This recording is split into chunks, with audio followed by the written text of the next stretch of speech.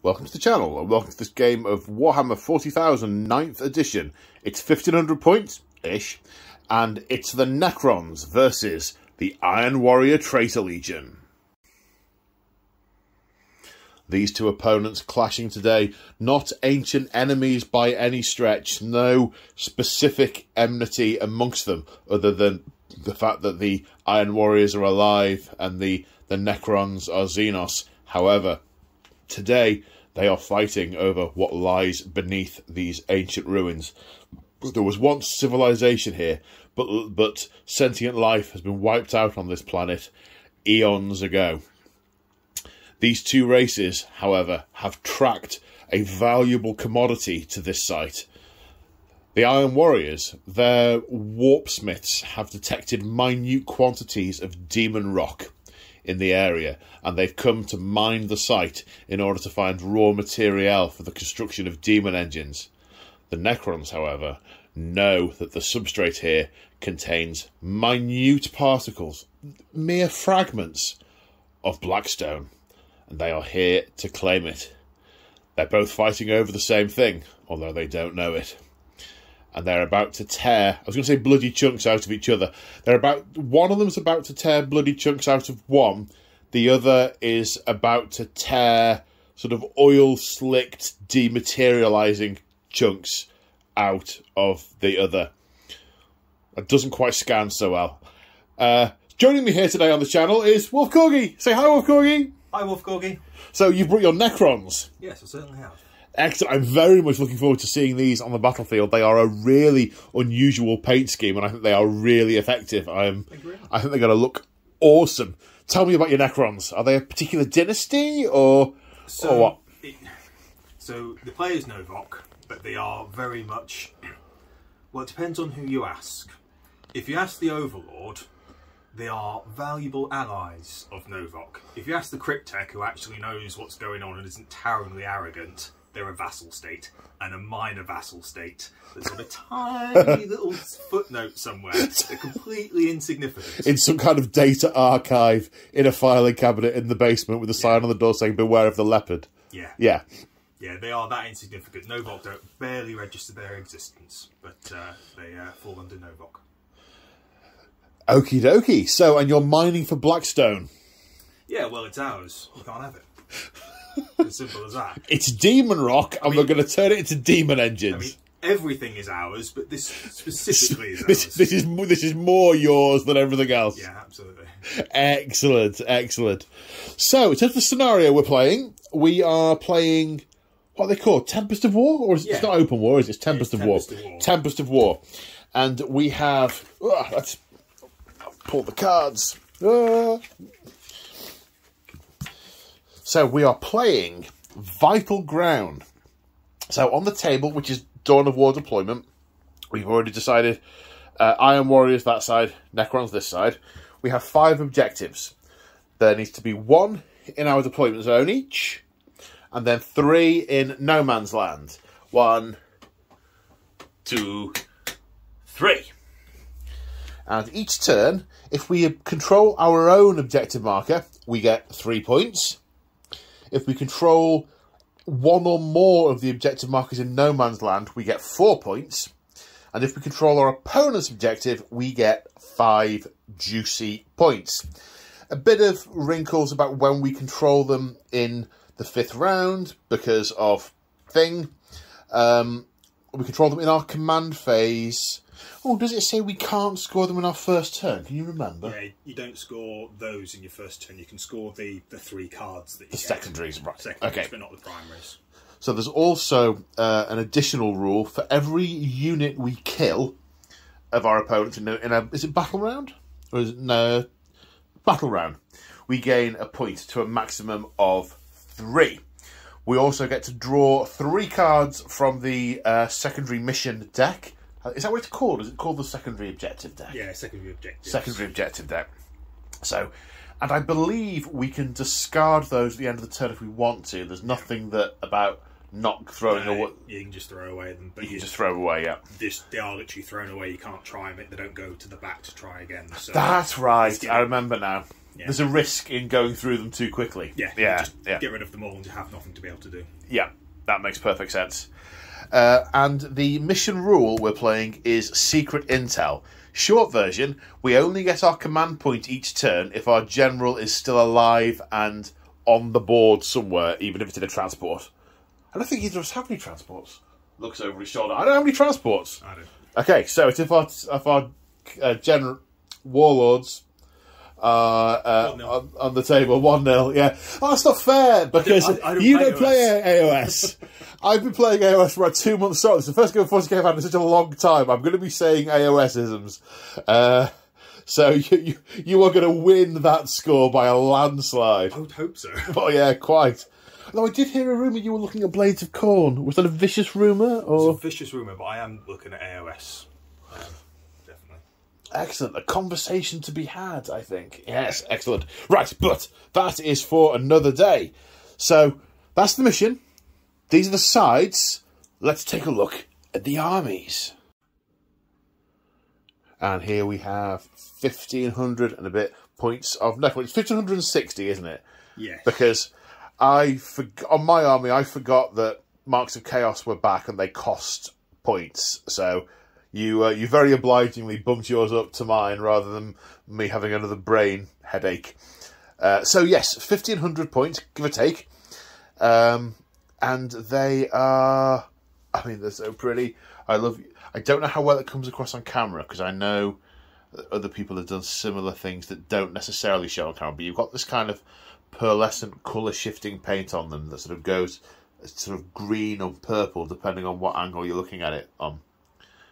And I really like the blue rather than the green. I think it's really effective. And I like your flayed one conversions as well.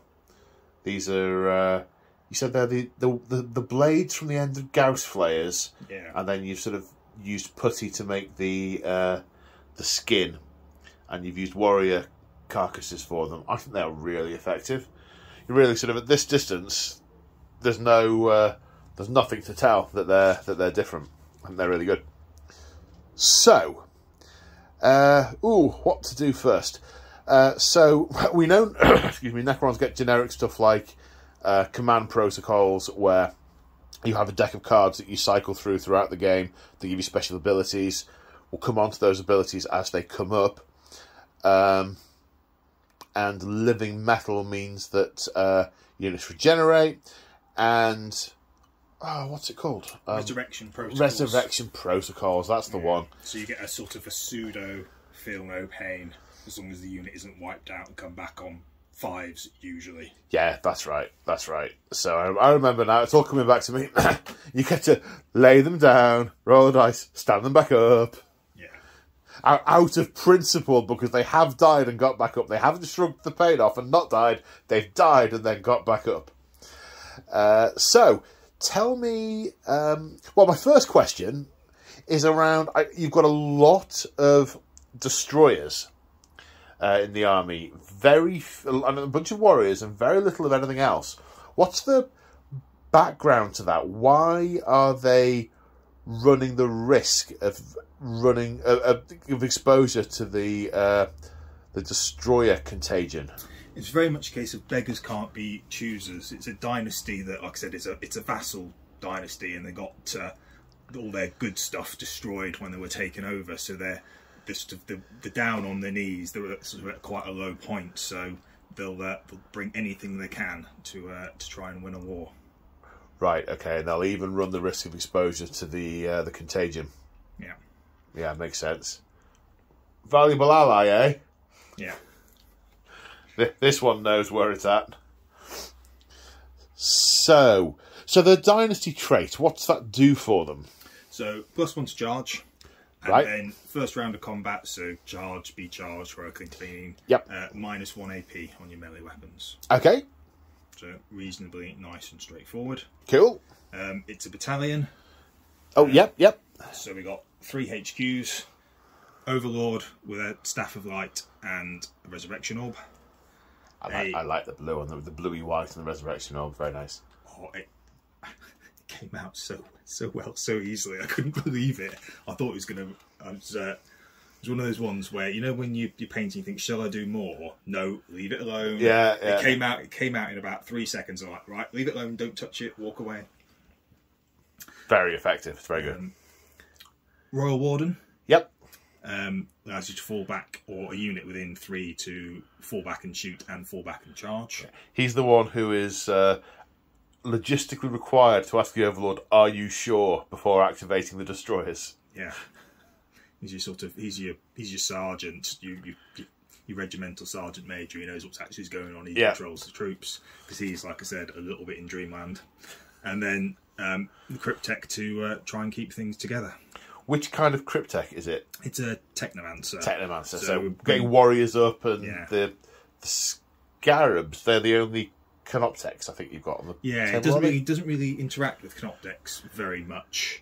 You need to give him a bit of war gear to do that, and he's got the other bit of war gear, the floaty cloak thing that increases his movement. Ah, right, yeah. So there's your HQs. Onto troops. What about, just whilst we're on the HQs, your Warlord traits and your Relic? Yes, sorry, so I've paid for an extra Warlord trait and an extra Relic, so he's a Warlord because he has to be, both narratively and rules-wise, which I really like, actually. Yes, I really like that as well. So his Warlord trait increases his auras by 3 inches. So that's some like Savant for all of the Silent King. Yeah. So he does My Will Be Done out to 12 rather than to 9, and his relic is the Resurrection Orb. So when you resurrect, it comes up on a 4-up rather. The Resurrection Orb is just a piece of kit you can buy. You don't have to spend a command point. There's a relic version of it. It does it on 4s rather than on 5. Ah! Okay. So hilarious. Either does nothing or everything. Everything. Yeah, good. And then he also has a relic and a Warlord trait. Be no surprise to anybody, the Veil of Darkness, which every Necron player takes every time because it allows you to teleport and gives you some movement. And then his Warlord trait allows you to reroll charges. Okay, cool. And no extra kit on him because we ran out of kit. The kit is rare. Yeah, kit is rare. So that's HQs. Troops, 2 big units of Necron warriors, 20 in each, with the Gauze Reapers. The short range ones. Yeah, the 12-inch strength 5, -2, 1 damage. Yep, nasty! If you're going to shoot something, you might as well shoot it. So 2 units of that. And are they going to be hanging around with that guy by any chance? Yeah, quite potentially. Yeah, I thought they might. Might be teleporting across the board. Final unit of troops for the battalion is 5 Immortals, with the Gauze again. Yep. Same sort of thing. 30 each range, double, yeah. Scarabs, 2 units of 6. Yep. And then after that, it's on to the mad things. So 3 of the low-cost heavy destroyers with the big anti-tank guns. Are they a unit, or are they... Yeah, 3 in a unit. 3 in a unit, nice. They're quite hard to kill as well, aren't they? They're pretty tough to take out. Yeah, it's 4 wounds, toughness 5. Yeah, they're not bad. Unless you've got obliterators and you're Joe and you just take them out like that. I do have obliterators, but I am Iron Warriors after all. Played Joe last week and the obliterators did a lot of damage. They obliterated, did they? They certainly lived up to the name very much so. Scorpek destroyers, a unit of 6 with the big choppy chop swords. I can't see those without thinking of the video for 9th Ed with the sisters. I think, oh, it's so good, so good. Yeah, I like the 3-leg scuttly thing. It's just so sinister. And they've got various point drops, and they're now core, and they're nice. I do like them. And then last of the destroyers is the Ophidian destroyers, who are starting or can start in reserve and deep strike in, and they're not quite as choppy but faster. Right. Yep. Makes sense. And then to round it off, the 10 flayed ones. Appearing from a random wormhole in space where they get the sniff of blood. Yeah, just come down and feast on the entrails. Entrails. Superb. Right. I'm looking forward to this. Let's go and have a look at the Iron Warriors. And here we have 1,500 points of Iron Warriors, or 1,560. Now, this is an unusual army for me. This is the first time I fielded the Iron Warriors with this few vehicles. But there is a reason for it. This is our objective zone. There is something very valuable here. We are after the valuable Demon Rock. The enemy are all over it.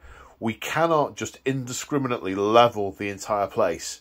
So we are going to have, and vehicle maneuverability is going to be seriously restricted. So we simply have to send in the Astartes. We have to send in the Brawlers. And that's what the majority of these guys are. So back in the day when they were much more organised from siege warfare, they almost divided sort of into two main groups. They had the ones who would throw all the fire down from range and all the ordnance, but then there would be companies of often nicknamed Brawlers who would have to go through the breach and kill everyone inside and be the first to get shot at, a sort of almost a forlorn hope of absolute nutters. And this chap here was the captain of one of the breacher companies, and these are 2 units from that breacher company, well, 3 units from the breacher company, and over time their sanity has become eroded to the extent that they've been twisted towards the Blood God. So we have 1, 2, 3 units that have the Mark of Khorne, which gives them +1 strength on the charge. It would give them other things if the units had icons, but these aren't worshipping Chaos. These Astartes. Chaos is there, it's a tool, and even though these are touched by Khorne, they don't worship Khorne, they're just almost by default they have become Khorne's unwitting servants.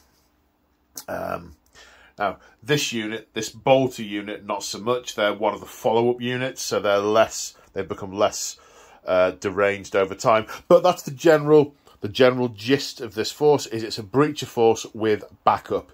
It's got some outrider support from bikes. It has obliterators for the close quarters fire.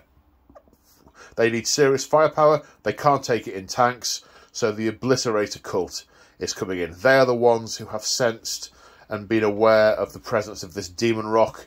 They are the reason we are here.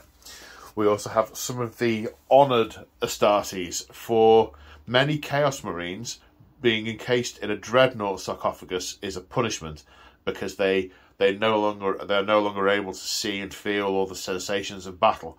But for Iron Warriors, it's almost, holy is the wrong word because they're not religious, but it's a revered state. It's a state of perfection to them. So these are, I mean, they're insane, but they are revered. And you can't leave home without at least 1 Vindicator. So, I mean, there may be a building they need to bring down or a path they need clearing with these siege shields. So they have to take a Vindicator with them. So that's what's here and why. Oh, sorry. The captain is, stats-wise, he's an Exalted Champion. So he does the, by pure coincidence, because previously he was a Chaos Lord, he's got all the kit to be, he's got the right weapon loadout for the new codex. So more by luck than judgment, he is an Exalted Champion of Khorne. These are units of 10 Astartes, Power Fist, Flamer. This guy has a heavy bolter, but that's because I've had to mix the special weapons round in the units because you can't take duplicates anymore. That would have otherwise been with the shooter unit at the back.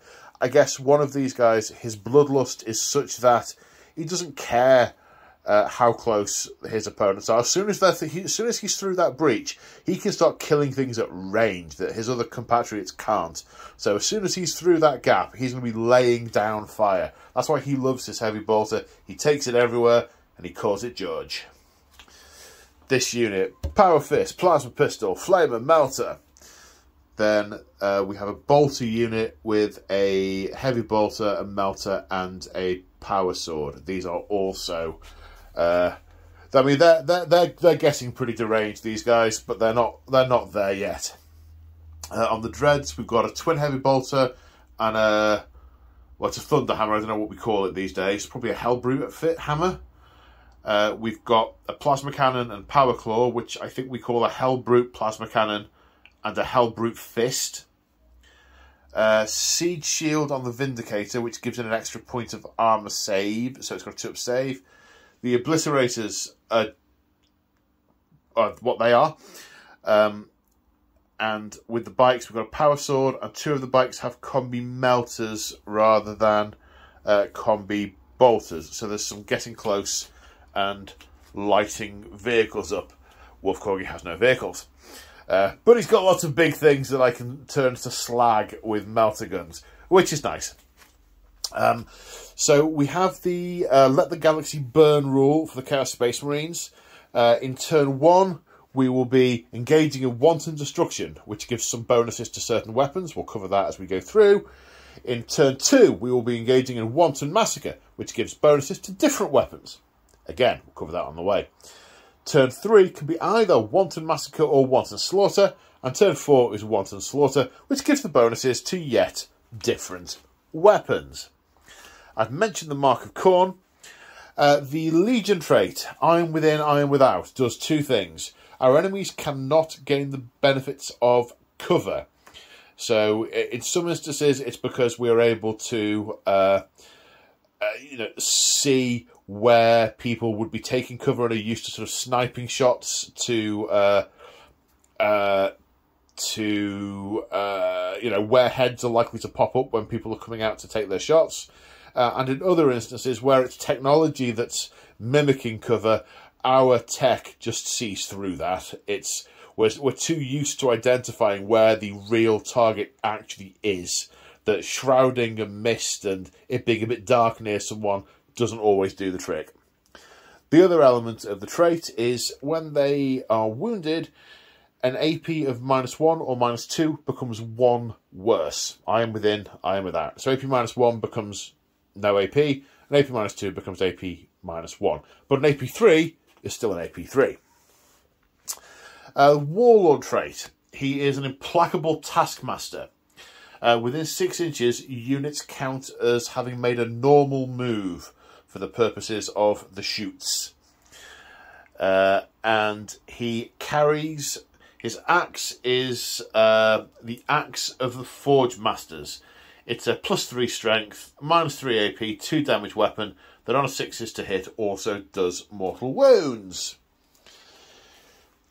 That, I think, is everything. Can you think of anything I've forgotten, sir? No. Well, that's not saying a lot. I have to say, this feels like a very small force compared to the Necrons. But that's probably because they've all got 2 wounds now. Yay! 2 wounds. Years of waiting. 10,000 years of waiting. Yeah. Well, regular viewers of the channel will know I've been giving my Marines 2 wounds since the Loyalists got them. But that, as they say, is another story. Speaking of another story, let's go on to deployment. But before we go to deployment, just a quick either reminder for regulars or if you've not seen these before, this will be new to you. We have a very, very small number of house rules to add to the narrative aspects of the game. There aren't many. We don't apply limits on dice roll modifiers. Plus or minus 1 cap does not apply in these games. We allow characters to charge with units. If a character or characters are in coherency of a unit, and they're both going to charge the same target or targets, you make 1 roll and they either both succeed or both fail. Then they move or not. We don't use command point rerolls, and we don't limit the number of times a stratagem can be used in the same phase. But the most important thing we have is we apply what we like to call narrative common sense. There's no way they can account for all the possible permutations in a rule set, and if something that comes up doesn't feel like it makes narrative sense, then we change it so that the game reflects how we think it's being played out in the universe rather than just a set of rules. If that doesn't sound like your cup of tea, it's probably not going to be the kind of game you're that interested in. But that said, now let's go to deployment. So here we are after deployment. So Iron Warriors, I mean, it's fairly basic, folks. I've gone all the corn stuff on this side, ready to run up there and charge. I haven't thought far enough ahead to leave something on that objective, but, you know, bluff the blood god.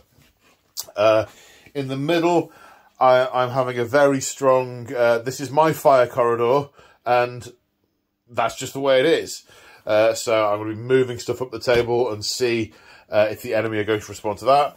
And then round the side here, where terrain is a little bit more constrained, we've got the bikes for some fast moving, Dreadnought for some shooty punchy, and a unit of Astartes to go sit on that objective. I haven't got a particularly sit on objective-y army. I may well be going for the secondary points. Oh yes, I may. So, Mr. Wolf Corgi, sir, talk me through your deployment. Some scarabs over here, because scarabs are useful for perhaps holding objectives and bits and pieces. Scorpec destroyers, hopefully going up somewhere and killing something. Some direction, yeah, some cool. direction and killing something, and a Cryptek to follow with them. A few more in the centre because they're quick and can again move side to side. Yeah, bit of variation, bit of options to react. Bit of a fire base in the middle, hopefully shoot some of the nasty stuff. Behind the building in turn 1, fly over the building and evaporate something in turn 2. Yeah, ideally. Yeah. And then warriors and immortals and generals, nice and safe. And the Royal Warden nice and close to these two big blobs. Yeah, two big blobs. So depending on what's left at the end of turn 1, he could take whichever one he wants with him. Yeah. Okie dokie. Good stuff. Oh, yes. So, without further ado, should we work out who has turn 1? Yes, absolutely. Okay. Good luck, sir. And yourself? You have a 6. Would you like the first turn or the second turn? I will go, we are slow and mechanical and inevitable, we will go second. Okay. So that means I need to draw some cards. Draw some cards. Probably need to shuffle cards. Shuffle cards, draw cards. So, objectives for Iron Warriors turn 1. Defend Stronghold. If I still control my objective at the end of Wolf Corgi's next turn, I will achieve the objective. So he's basically got to shoot me off it. No prisoners. Short version, I've got to keep a tally of models I kill. If I get to 30, I achieve no prisoners. That is cumulative across the turn, so I can just keep that and keep racking it up. And it's the number of wounds. So if I kill something that's got 3 or 4 wounds, I get 3 or 4 on the tally. So it's not just models. Works well against Necrons as well, because you kill them and they come back, so you can keep getting the points. Oh, I don't know how I feel about that.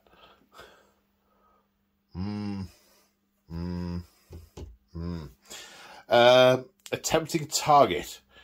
My opponent must pick an objective in no man's land, and if I control it at the end of the battle round, at the end of the turn, sorry, then I achieve the objective.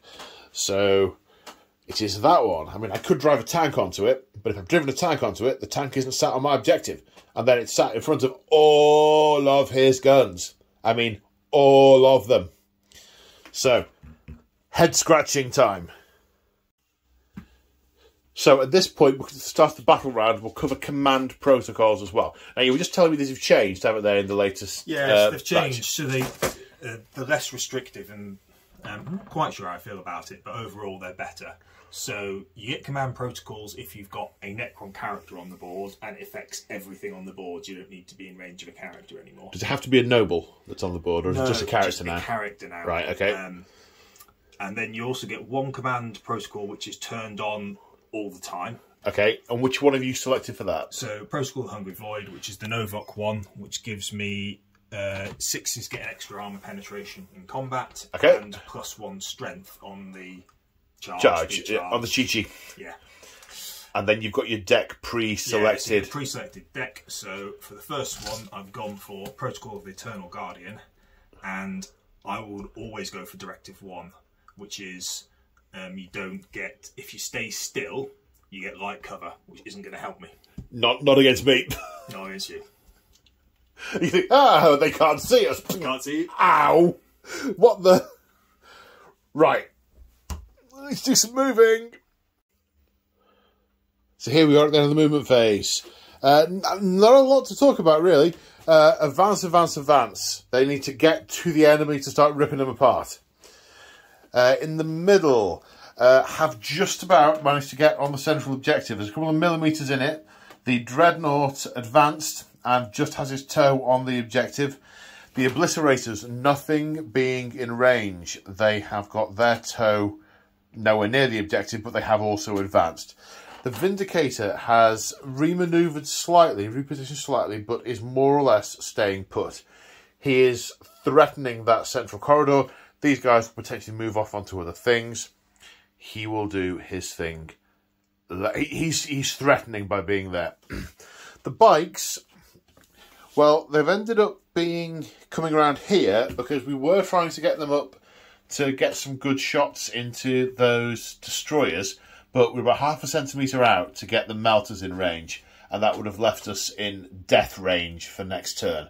So we're playing a bit of a long game with the objectives, and the bikes have, following the order to defend the stronghold, are waiting to counter any attack that might come in on this point. So we're doubling up on this objective to get that secondary.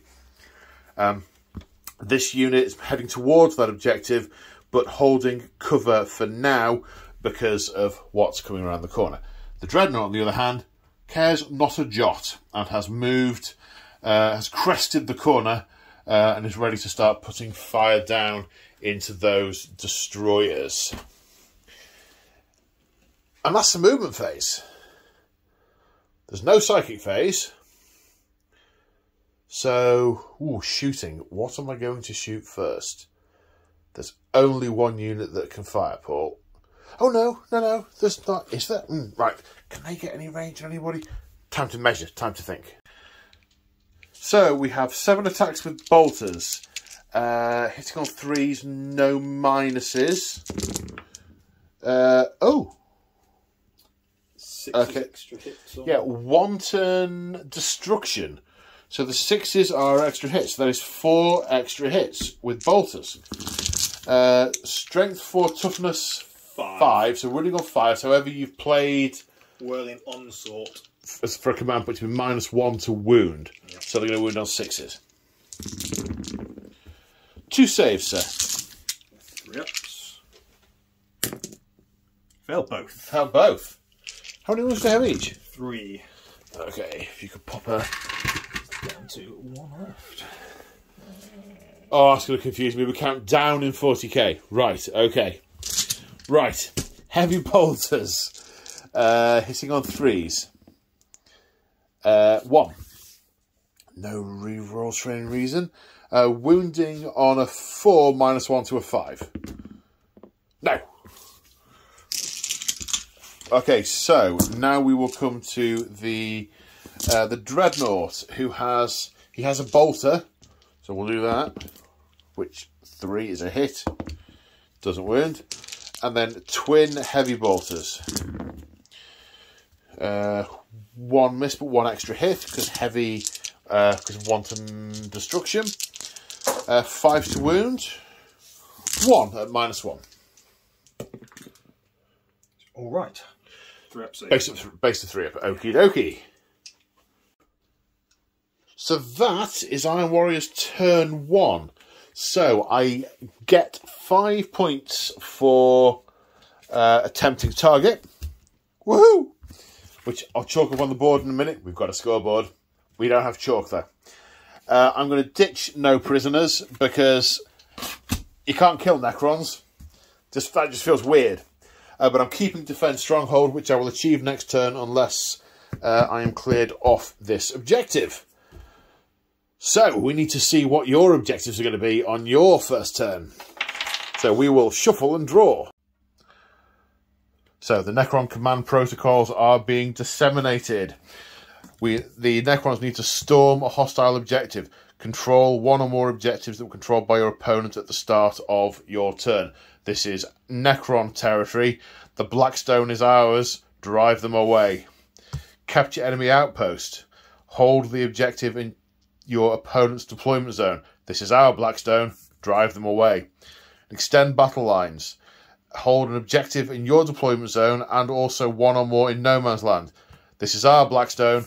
Drive them away.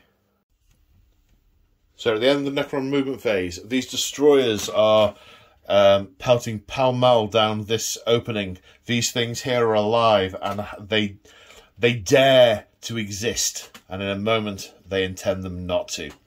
The one at the front was repaired by the Cryptek after getting better of its own accord by the use of living metal. These scarabs have flown up here, being ready to be ordered to their eventual destination. This unit of scarabs has stayed still. The heavy destroyers have floated onto this building and are eyeing these heavy targets down here. We shall see how they fare. In the command phase, the Overlord placed My Will Be Done on this unit of warriors, and the Royal Warden has used the Veil of Night to Veil of Darkness. So close, but yet so far, to teleport them over here. So, and this unit advanced. There are a lot of shots coming in to these Astartes imminently. So yeah, where do you want to start the shooting?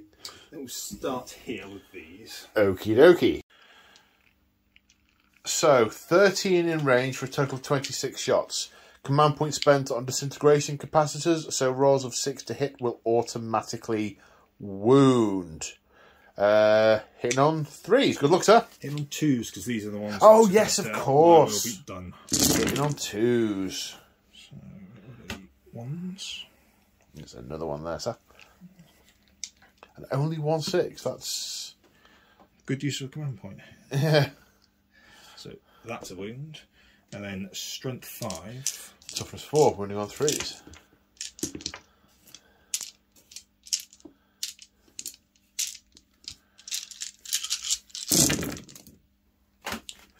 Whoa. So 14 saves. AP -2, but Iron Within, Iron Without, bringing that down to AP -1. So saving on 4s. So 1, 2, 3, 4, 5, 6, 7 fails. 3.5 dead Marines. Now this unit opening up into the other squad. This unit advanced, so rather than hitting on 2s because of My Will Be Done, they're going to hit on 4s because no My Will Be Done and advancing. 26 shots hitting on 4s. And then to wound, 3s. 12 saves at -2, again being brought back down to -1. 4 ups. Okay, 2, 3, 4, 5. Sorry, 6, 7. Exactly the same. 3.5 dead Marine. Then the Immortals open up on the same unit and have scored 3 wounds. So 3 saves to take. Again, -2, brought back down to -1. 2 pass, 1 fail. Kills the other half a Marine. So, Locus Heavy Destroyers Into Obliterators. Yep. 1 attack each. Yeah, hitting on 3s, re-rolling 1s for Hardwired Hatred. Oh, man. 2 2s. Oh, sorry, I should say for the camera, I played Dour Duty for 2 command points, which will reduce the damage of the attack by 1. And then I will play Techno Oracular. Oracular? Techno Oracular target. The hit also wounds. Yeah. Okay, so I have a 5-up demonic save, which I make. Nice. So, invulnerable save. That bit of him wasn't real. Yeah, just straight through. Yeah. Uh-oh. No. Round. Bent around. Bent Round. around him, yeah. That bit of that building has just been blown away as the beam sort of seared up here. Phew, that was a close one. Very unlucky with the 2 2s. Do we have any more shoots to do? No more shooting to do. Okay. Let's have a look. See. Can I make charge? It's measuring time. So there were lots of advances this turn, so no charges. So that, apart from, nearly said Battle Shock, apart from morale, that's the end of the turn. So morale. This unit of Astartes lost 4, but our leadership 9. So 4 and 3 is 7. They are fine. The other unit of Astartes lost 3. 6 and 3 is 9. Their leadership is 9. They are also fine. I like that they've not given them anything like They Shall Know No Fear, like the Loyalists have, but their base leadership is higher. I think that's a nice difference. They're less likely to break and run, but they will break and run at some point. They have a threshold. So, points scored. Did you get any of your objectives? I didn't get Storm Hostile objective, and I didn't get Capture Enemy Outpost, but I did get Extend Battle Lines because I control my own objective and that objective. Toe onto this one here. You are. You're as close to that one as I am on that one. Yeah. So, you're 5 points there. I completed the defence of the stronghold by still holding that objective. So, at the end of battle round 1, it's 10 points to Chaos, 5 to Necrons. But this is very much only beginning. And here are the objectives for the Iron Warriors in turn 2. Now, we did have Investigate Site in the centre of the battlefield, which was which was inappropriate because the Obliterators have decided that actually that's a death trap. So we're not going to investigate that. We're going to try and achieve something else instead. And we got Assassination, so we have to kill a character. Not terribly easy. Although, if I can get that one with the Dreadnought in close combat, that could be interesting. Could hit him with my hammer. Doesn't have to be close combat, does it? No, but I can't shoot at it because it's near a unit. You see, it's coming back to me. Blood and Guts, kill 3 units in close combat. So that could help with that, maybe. And then Raise Banner. So find an objective and perform the Raise Banner action on it at the end of your movement phase. And it's in no man's land. But, you start to perform this action at the end of your movement phase. The action is completed at the end of your turn. Provided the unit is still within range of the objective marker. So, this is prime belligerence for the Iron Warriors. So we're going to step out into the open and declare that this is ours and just keep firing until one of us dies. And we're going to, when we get to it, we're going to spend command points on Unending Destruction, which will allow us to perform the action and still shoot without losing stuff. Yeah,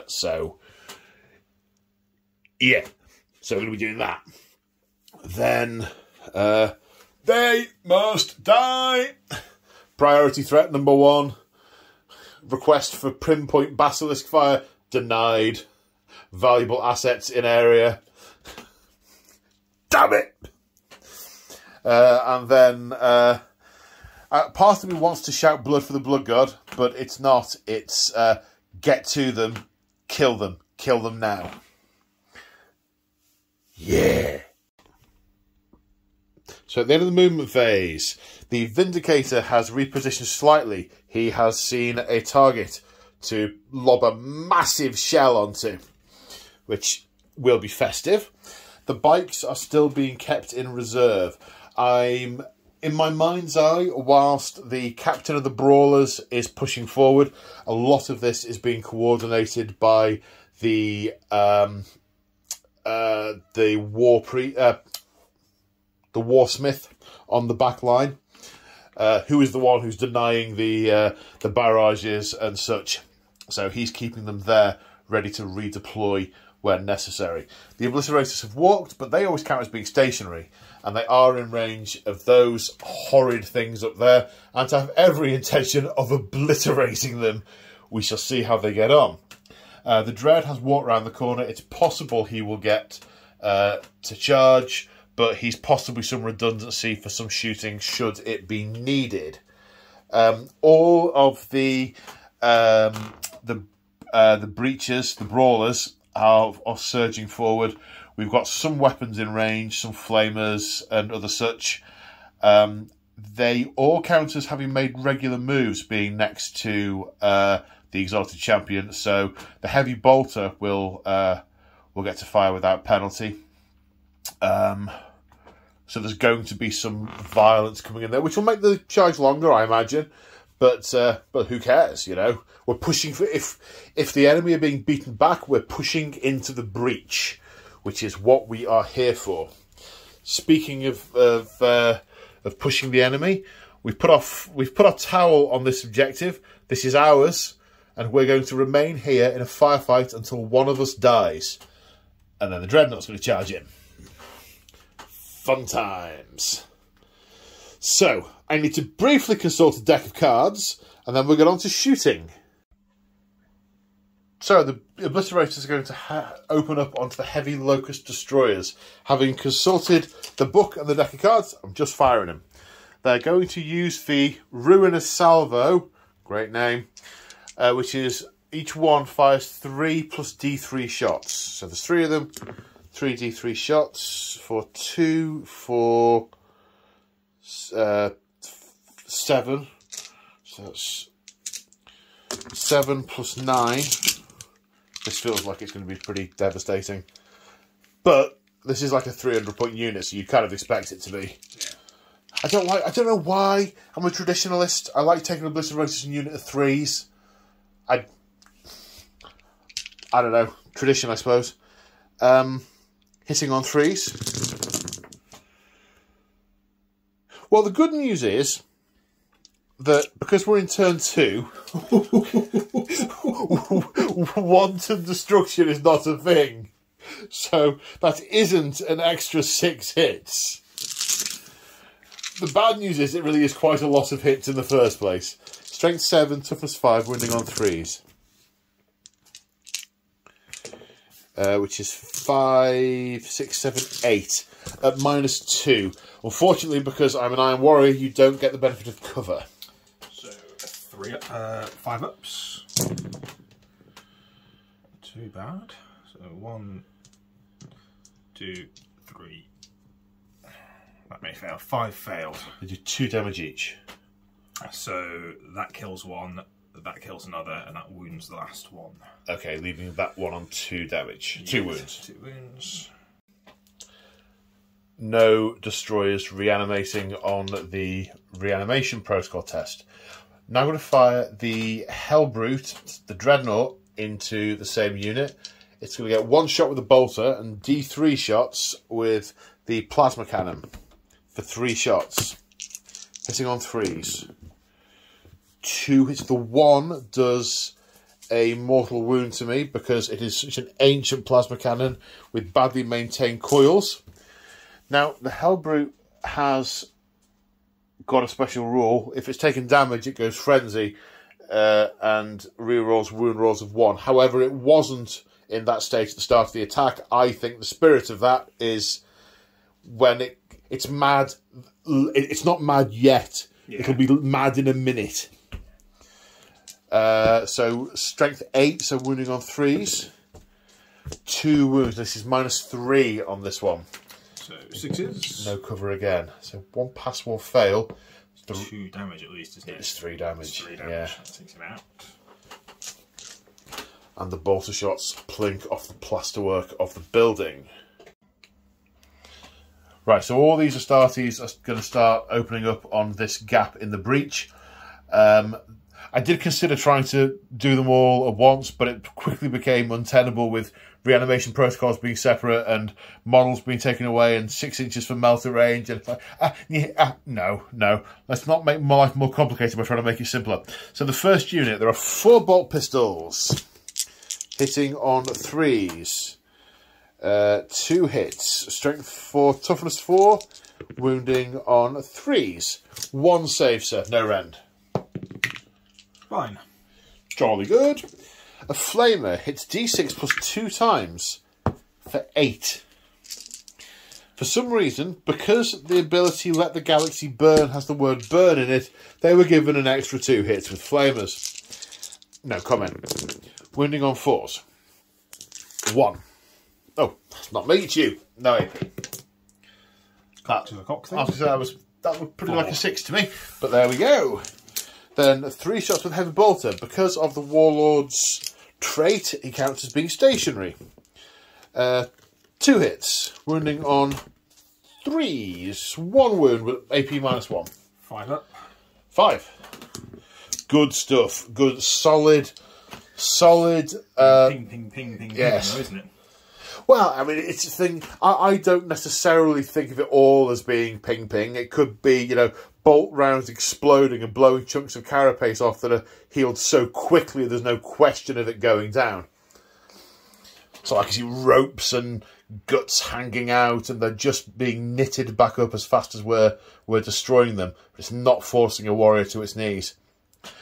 Right, the Exalted Champion is going to rapid fire his bolter bit and fire the melter bit. So -1 to hit. So the bolter bit, 2 hits, wounding on 4s, no. And the melter bit hitting on a 3. There we go. Exactly as I mentally predicted. A 2.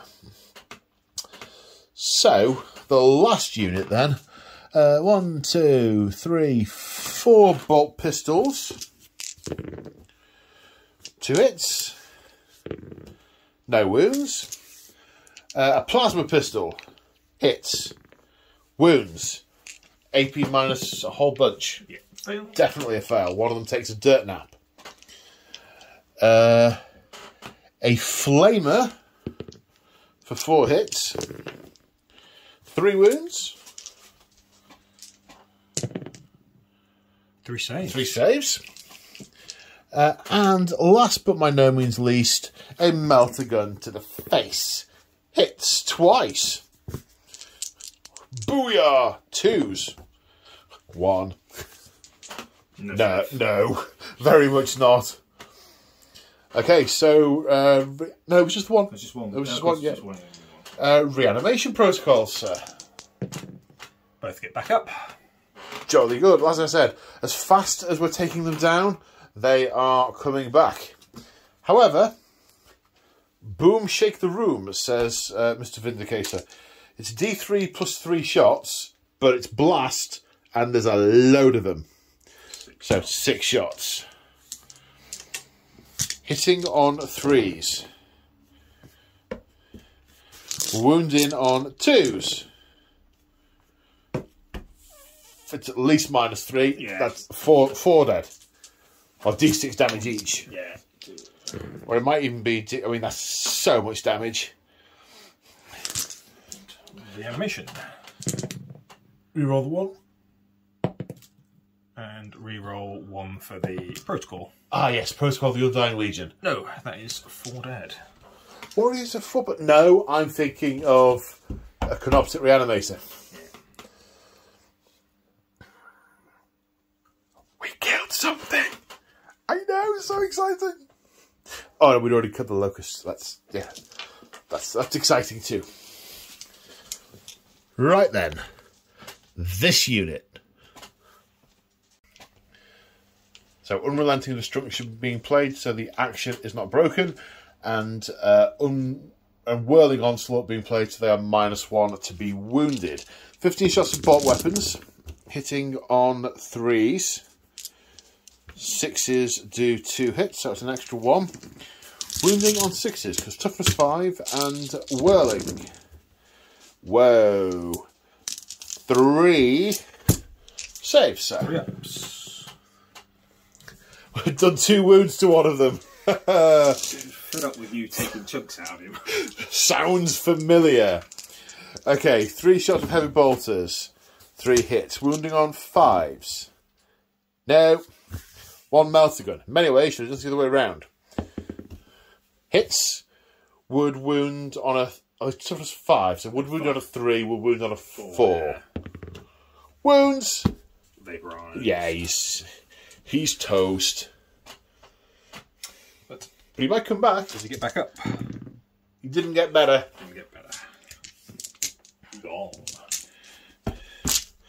Then the Dreadnought is opening up. There's nothing about being able to shoot the character if it's near it, is there? If it's the nearest, you can, but I'm not sure what your nearest target is. Whether it's the scarabs. It's definitely the scarabs. You're completely right. Now, keeping on at the... we're shooting at that massive metal there. Heavy bolters. 5 hits. Just occurs to me you can't see the dice I'm rolling, can you? Because there's a building in the way. Yeah. Sorry. That's all right, it's fine. Wounding on 5s. Yeah, it's still 5s, yeah. It's for the rest of the turn. Yeah, 2 at -1. Fine. 6 and a 5. 6 and a 5. Okay, then 2 shots with bolters. No. Oh, 1. No. So that's the firing there. Now the bikes can't get any line of fire. Fired. That is all the shooting. Therefore, we must be on to charges. So the Dreadnought will declare a charge. 7. Ooh, we'll have to measure that. The Dreadnought making it in against the Cryptek. Right, the first unit of Astartes here. 7. That looks like it's in. Let's check. And then an 8-inch charge from the Captain of the Breaches. That's not 8 inches, that is 7 inches. Oh no. But the ones with him are also going to attempt to charge. I forgot my own house rules. I forgot my own house rules. What an idiot. Well, at least I've only declared the charge with 1 unit. For crying out loud. The other unit then. No. Right. Confusion in the ranks. Confusion galore. How far am I away with the Dread? Is it makeable with the Dread? Oh, yeah, it's 7. Oh, 8, wow. 8 inches away, so 7-inch charge. Okay. Jolly good. No. It's makeable. No.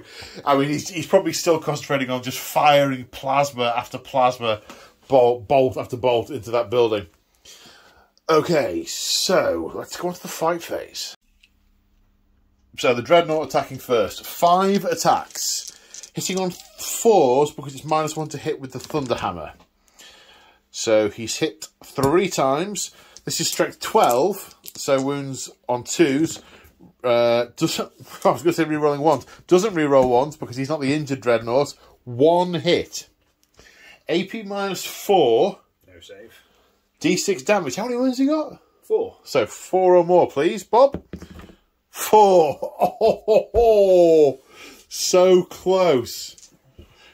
And now follows much scouring of the book. Well, on the plane, resurrection protocols. Oh, there's a stratagem, yeah, you can do. It's probably the one you're holding, yeah, where a character can get back up afterwards if it's been squidged. Yeah, so at the end of the phase, roll to see if he gets back up. How will that interact with my assassination? I'd say if he gets back up, he's not dead. Yeah. Yeah. Okay, so he goes down. Okay, and I see absolutely no in-character reason not to pile him. Not to consolidate. Because he's just wading through a mass of the enemy. He's not distinguishing between them. I mean, he has been told to go for that because it looks like some kind of command node. But he's just wading through them. And it's a movie moment that they start hacking at him as he charges through them. So, yeah, that's the way it is. Oh, you don't pick a unit to activate. You decide whether or not you're going to interrupt, which you're not. Okay. Right then. Khornate Marines. Okay, so we're activating this unit of Brawlers next. They have the Mark of Khorne and they have Charge, so they get +1 strength. We have a Power Fist, 3 Chainswords, and 2 regular guys. The Power Fist, -1 to hit, hitting on 4s. Too far away from the Exalted Champion to get any benefits from him. It's 4 hits and Wanton Massacre is... Wanton turn 2 does not give you the close combat one, so that is just 4. I say just 4. Strength 10 with the Power Fist because the strength is 5. So wounding on 2s. Power Fist next 3. So that is 4 dead. 4 go down. 2, 3. You've got Weebles. Yeah, they've got magnets on the base, which weights them down that way. Okay. 12 attacks with chainswords, hitting on 3s. That's a fistful of 1s. Wounding on 3s because of strength 5 on the charge. 1, 2, 3, 4, 5, 6, 7 -1, please, sir. So 5 ups. Save 2. You say 3. Oh, 3. Yeah. So that's 4 more go down. 1, 2, 3, 4. And then some regular guys. 5 hits. Wounding on 3s. 2. No AP. So 4 ups. 1 goes One down. more goes down. Okay, Resurrection Protocols. 2, 3, 4, 5, 6, 7, 8, 9. So now you'll be rerolling 1s because they are warriors, and rerolling 1 of them because of the Protocol of the Undying Legion. So 5s. Oh, that's good. Reroll these. They're warriors. And then this 1 of them yeah. because... So 1 is dead. One. A whole 1. Oh, No, 2. 2 is dead. An entire 2 dead Necron warriors. You can go. Booyah! Okay, so now we've finished with all the charges. We're now on to non-charging units. So this unit of Necron warriors, a lot of stuff is going on here. So because of the Protocol of the Hungry Void... They are +1 strength. So taking them up to strength 5. Yeah, and because of your dynasty, they're -1 AP, and on a roll of a 6, they'll be -2. Yeah, because of the Hungry Void. And you spent a command point on... Blood Rights, which is the Novok only stratagem, which basically gives 1 extra attack per model. So instead of 11, I'm getting 22 attacks. Okay, good stuff. Hitting on 3s, wounding on 3s because you're strength 5. Yeah. Whoa. So straight 5, so 3s to wound, but 6s will be AP -2. So You see at least 1 6, 2 6s, 3 6s. So 3 6s and quite a few normal wounds. So what's that, 6? Yeah. So 6 at 6 AP 1, Yeah. AP -1, and 3 AP -2. Yeah. So so 6 my normal for you, Legion trait, which is called Iron Within, Iron Without, so reduces this down. So the 6 are at 3 plus saves, which 1 is failed, puts a wound on 1 of them. It's probably the guy who's carrying the heavy bolter is just being weighed down by the ridiculous weapon for this context. And then the 3 that are -2, which goes back down to -1, will save on 4s, which they save. Your Legion trait stood you in good stead there. Indeed. So now we're attacking with the, I want to say, Scopek destroyers. Yeah. So 4 are able to attack. 1 of them has the larger weapon that the name I can't pronounce, and 3 have the smaller weapons. A command point being spent on, is it Solar Atomizer or something? It is. Not even close. Disruption fields. Disruption fields. Excellent. In my head, atomizing something with solar is exactly the same as disrupting, which gives you +1 strength. So there's no negative to hit or anything. So are we doing the big blade first? Do the big blade first. So hitting on 3s, rerolling 1s. 2 hits. That's got up to strength 7 or is it 8? You got up to strength 8. So it should wound on 3s. 3s to wound. 2 wounds. 2 wounds. Okay, AP minus. Lots. 4. Okay, so 5. 6. so Actually, AP -6. okay, so I'm not going to save. So I don't need these dice. Did you say 3 damage each? 3 damage each. Right, now, monstrous resilience means each one is reduced by 1 damage. Yeah, So 2 it each. takes a total of 4 wounds, which leaves it on 4 remaining. That's all ones. 3 attacks each, and then you get an extra attack with the little choppy blade. So 4 each. Again, hitting on 3s, re-rolling 1s. Okay. Oh, is Hardwired Hatred a general ability now? It's a general ability for all destroyers. Good. So that's that many hits. And then it'll be wounding on 5s. So 6 is better AP? Yeah. So what is the AP of these now? So minus...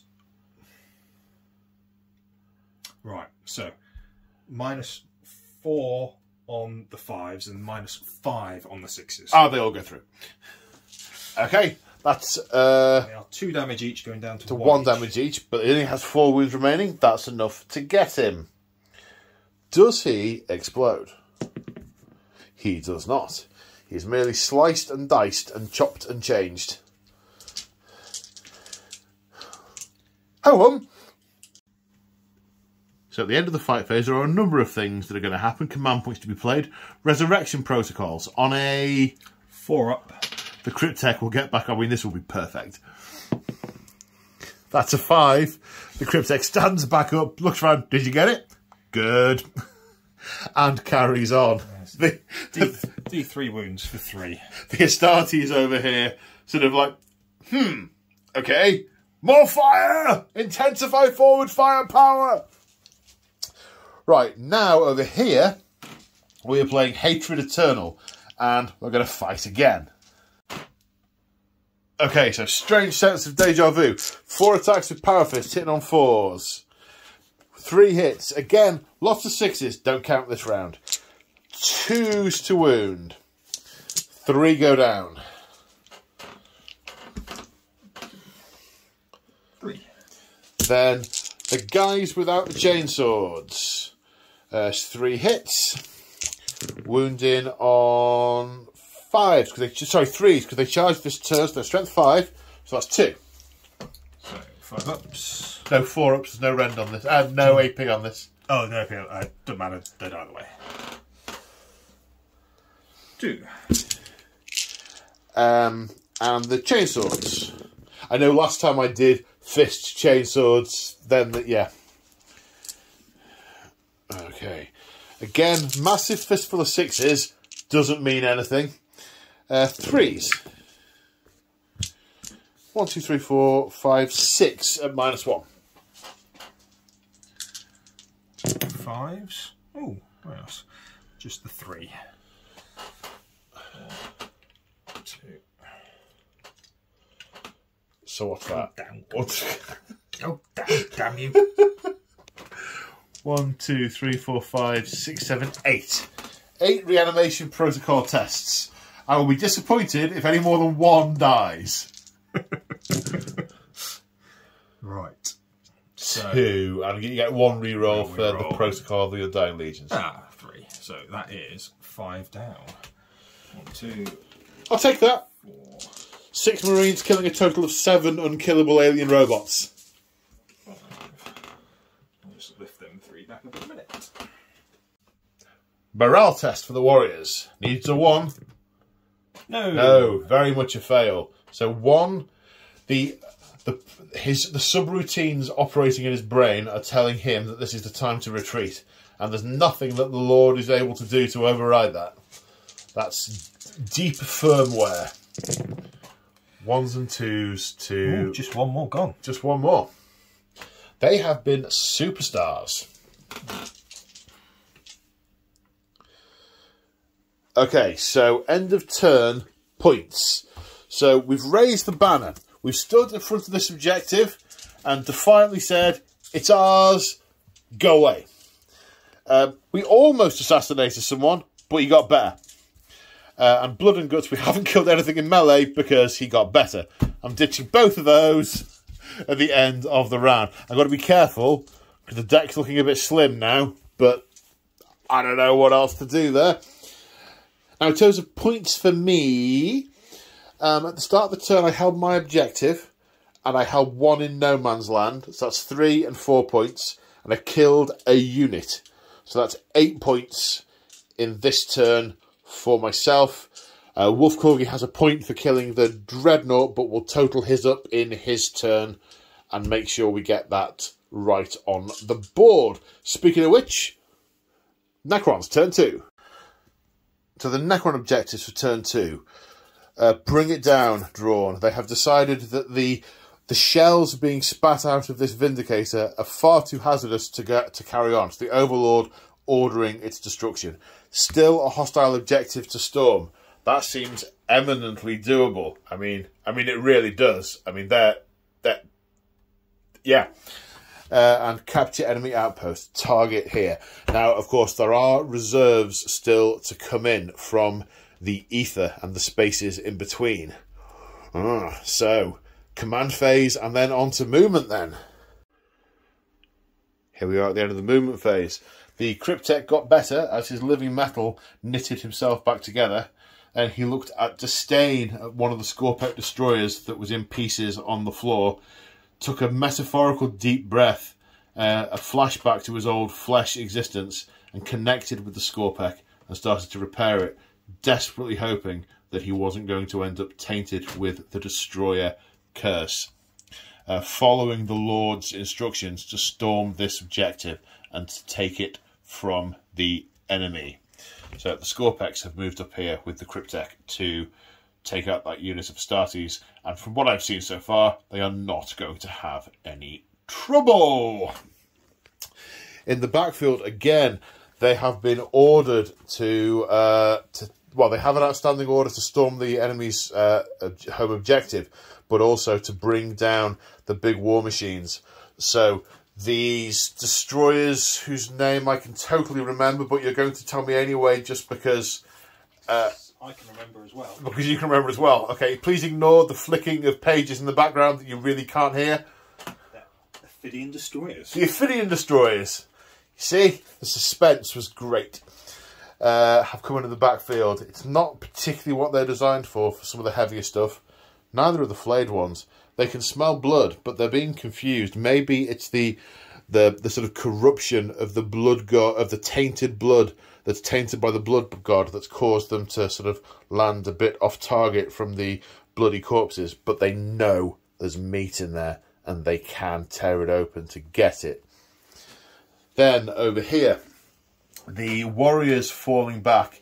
The immortals under my will be done by the Lord, intent on obliterating this unit of vermin in front of them, as the Royal Warden forces his thralls forward to put withering fire into this other pack of vermin who dare to interlope in their plane of existence. Not just their city, their planet, their galaxy. They just don't have a right to exist. So they're going to exterminate them. Miss anything? No, that's about it. That's about it? Cool. Right, time to do some shoots. First off, the Royal Warden opening up. Rapid Fire 2 is in range just 15 inches of the two Astartes. So, 4 shots. It's in on 3s. Any rerolls? No.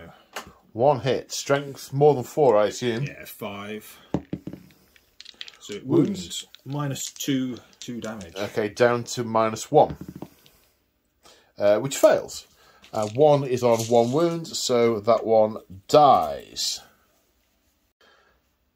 34 shots with the Gauss Reapers. In my tiny hobbit hands. Hitting on 3s. Oh, wow. And Then many rolls to wound. Rolls to wound. On 3s. Strength 5, all the APs. Not many, so 5, 10, 12. 12 at -1, which becomes -2. No, at -2. 2. Other way around, Paul. Other way around. That'd be a great lead to trait, wouldn't it? Yeah. Trait ever. Yeah, rusty armour. What was the trait called? Full of holes. Saving on 4s. So that's pretty good. 2, 3. I say 3. I mean 4. 5 get through. The rest save. So that's 2.5 dead Marines. You've taken out the champion as well. Okay, so the Immortals, they have the My Will Be Done on them, so they're going to hit on 2s, and playing Relentless Onslaught and Disintegration Fields. Disintegration Capacitor. So short version, any 6s to hit will be an extra hit. So the 6 rolled will automatically wound and will generate an extra hit that needs to be rolled for. So hitting on 2s. That's a decent number of 6s this time. Proportionally, Yeah. you got 3. You can quite see this one under here. There we go. There's one of the drawbacks of these buildings. Looking down from above, there's a bit of... Yeah. Right, so get rid of the 1. So that's 3 more. So 3 more there, and then roll all these. Yes. So wounding on 3s. Now those 6s are extra AP, aren't they? Or is that in no, melee? That's melee. Oh, it's melee. Okay, good. So it's that many. So 3, 7, 10. 10. Excellent. 1, 2, 3, 4, 5, 6, 7, 8, 9, 10. -2 goes back down to -1 because they have iron within rather than rusty armour. Saving on 4s. 1, 2, 3, 4 fails. Kills the guy that was on 1 wound. And the next one along and puts a wound on the guy next to him. Or behind him in this instance. They fired through him. Then the Overlord has fired as well. 2 saves with the Staff of Light, which is AP -2. So -1 saves of 4+. 1 pass, 1 fail. Kills this guy. Okay, charge phase. The destroyers are... Is the Cryptek going in as well? No. No. Very, very wise. Very wise. Send these guys in. Yep, I am firing Overwatch for what the Overwatch is worth. No damage done on Overwatch. Where are we going to next, sir? Now do the Ophidian destroyers into the bikes. Now, I was going to fire Overwatch with the bikes. However, they are very much being attacked in the rear, and the guns are very much at the front. Now, I know that doesn't matter rules-wise, but it matters to me, so I'm not firing Overwatch. So 8-inch charge. No. No. As far from a chance you can get. Flayed ones into the tank to get to the meaty goodness inside. No. No. Again, almost as... Although you have somehow done 3 extra damage to the Dreadnought with a bouncing dice. And then we'll try warriors into both the Okay. character and the unit. That's in. That's in. That's in. So the destroyers activating first, because I totally would have interrupted here if they didn't. However, I've spent 2 command points on Dour Duty. It's 2 because the cost of the unit I'm playing it on is more than 10 power, but that reduces the damage from each attack by 1. So a couple of them might live through it. We shall see. So big choppy one first, hitting on 3s, rerolling 1s. Yes. And then it is strength 8. So wounded on 2s. 2s. Yeah, that's the full 6. So 6 at minus shed loads. Yeah, minus a lot. At least 4. Yeah, 4. Okay. 3 damage each base. Yeah. Reducing to 2. So 6 dead Marines. I'm not going to reach in with my Marine killing arm just yet. I'm just going to put a little 6 there. And then 16 on the others. And then again hitting on 3s. Get rid of the 2s. And rerolling 1s.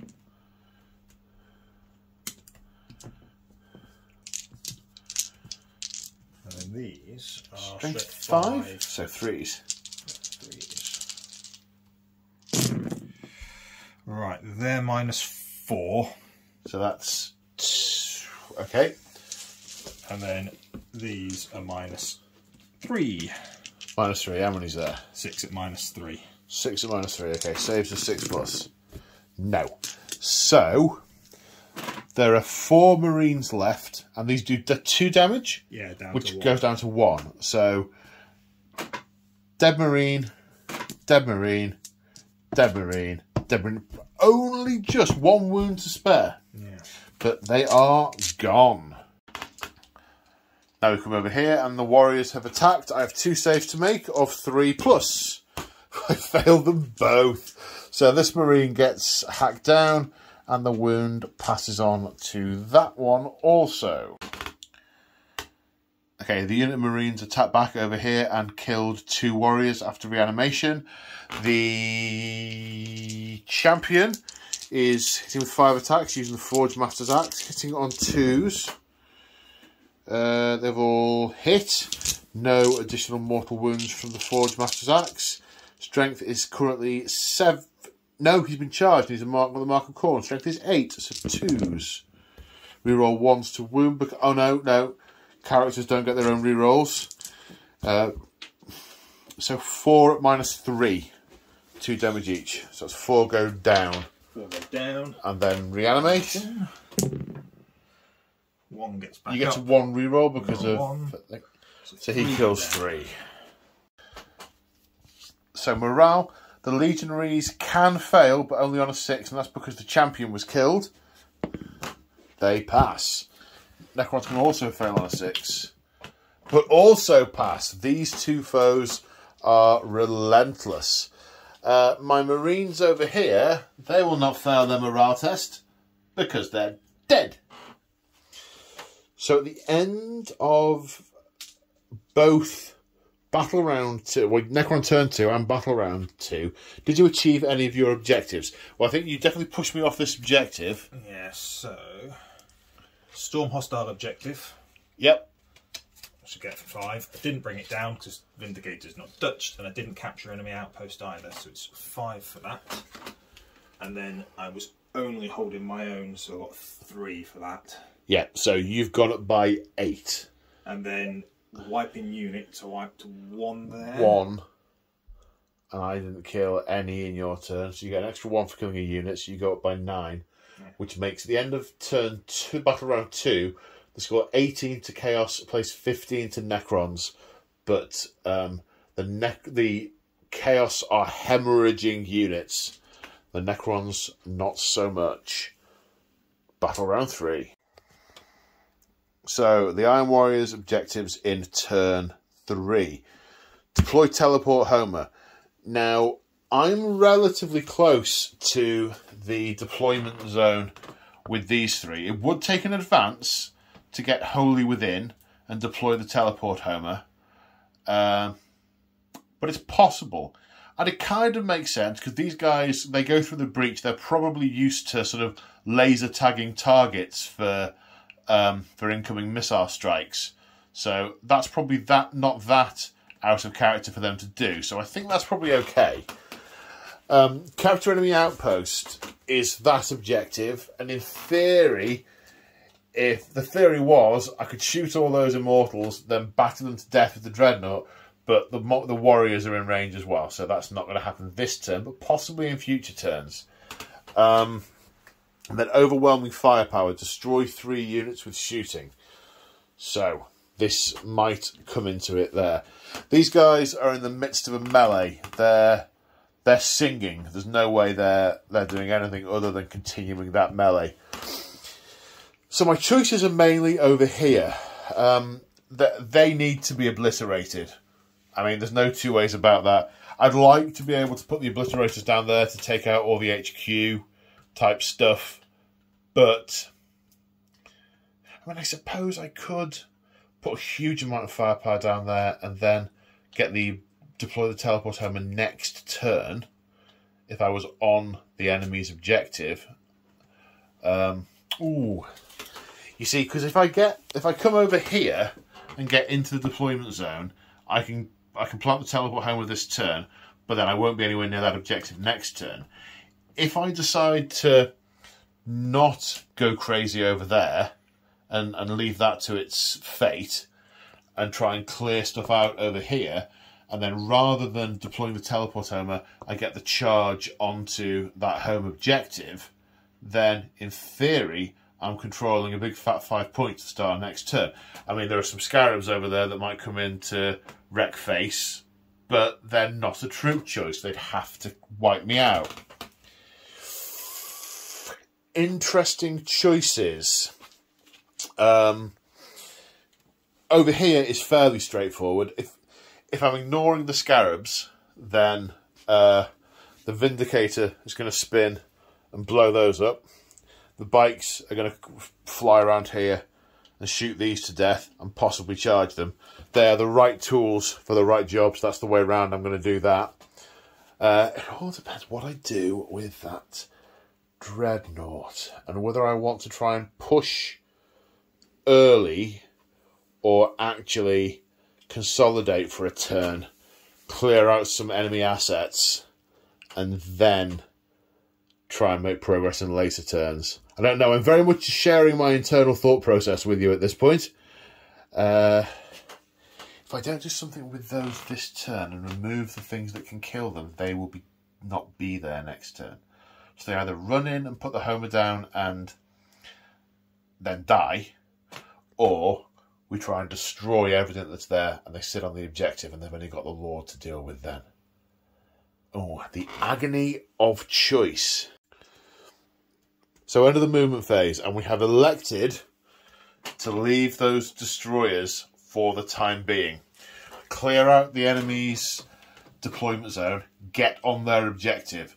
If we can hold it till next turn, we get the 5 sweet points for holding our opponent's objective, as well as, excuse me, the capture enemy outpost points. And Wolf Corgi has very sportingly pointed out that I need to obliterate those warriors before he uses the resurrection orb on them.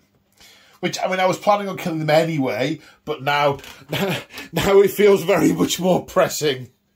Very much more pressing. The Vindicator's turn around to try and paste these. It's a little bit random, the Vindicator, but the odds are reasonable of at least damaging them. The problem is, as soon as I'm locked up in combat, I can't fire. And then the objective is at least contested. And because of the nature of the scenario, it doesn't matter how many of the middle ones you control. It's one in yours, one in the middle, one in your opponent's for the points to keep flowing in. And yeah, so contesting that will reduce my point intake. And yeah, the bikes over here to try and take those out. And these guys, they can hear in their heads, they can hear an aria, probably Madame Butterfly playing the overture as they silently glide round, hacking things to gobbets in a sort of serene, slow-motion spray of oil, like the utter nutcases they are. So, without further ado, let's get on to shooting. What's only shooting at one thing? Well, I kind of want to do everything first, but I'm stood by the Vindicator, so let's do the Vindicator. It has D3 plus 3 shots. 4 in total. It's going to hit on 3s. 1. And on a 2 it will wound. 2 plus minus 4 AP, so that goes straight through. D6 damage for 3. 3 wind models. Kills 1. Does it get better? Oh, yes. No. No. Now the bikes. So first off, we've got the combi melters firing both parts. So the melter parts are going to hit on 4s. 1 hit, 1 miss. Killing on a... I say killing. On a... Not that. Now the bolter parts of those also hitting on 4s. 3 hits. I elected to go into wanton slaughter, so they are no longer exploding. Wounding on 4s.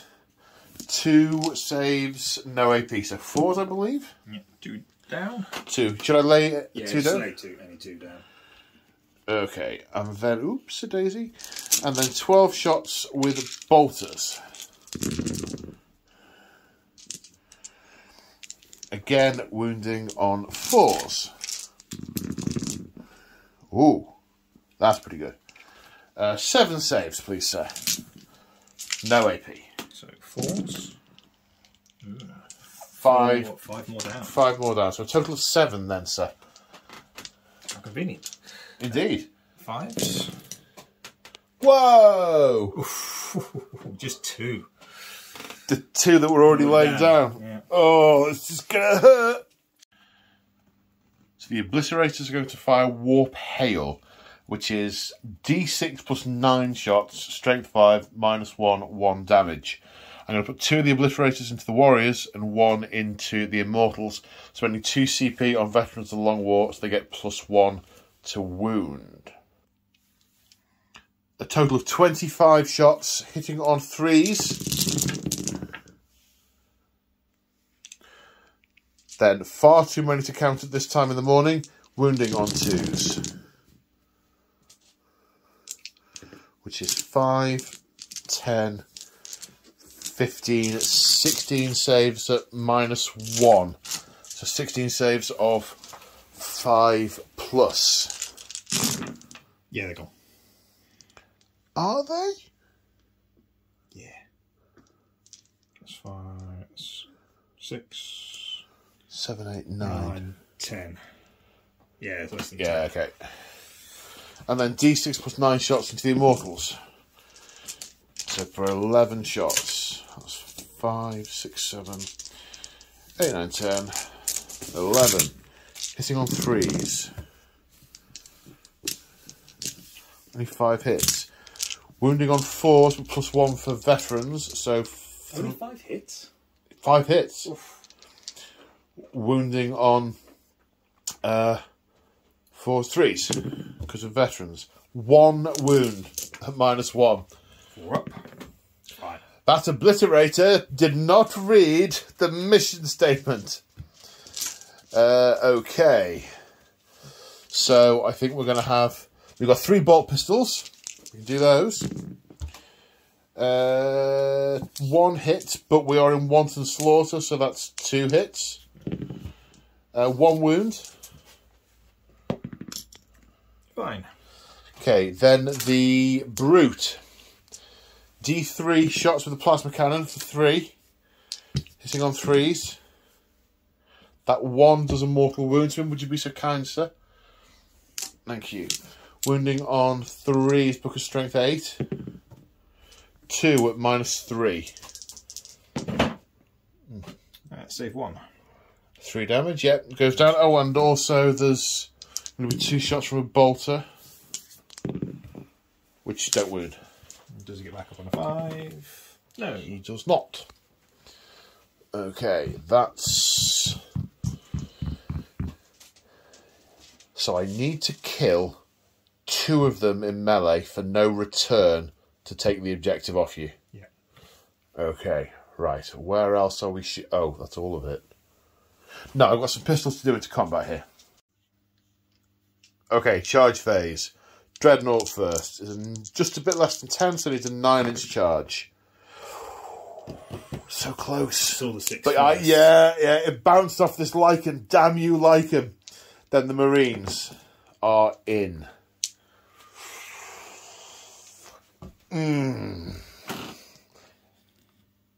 It now is quite a decision as to who I fight first with.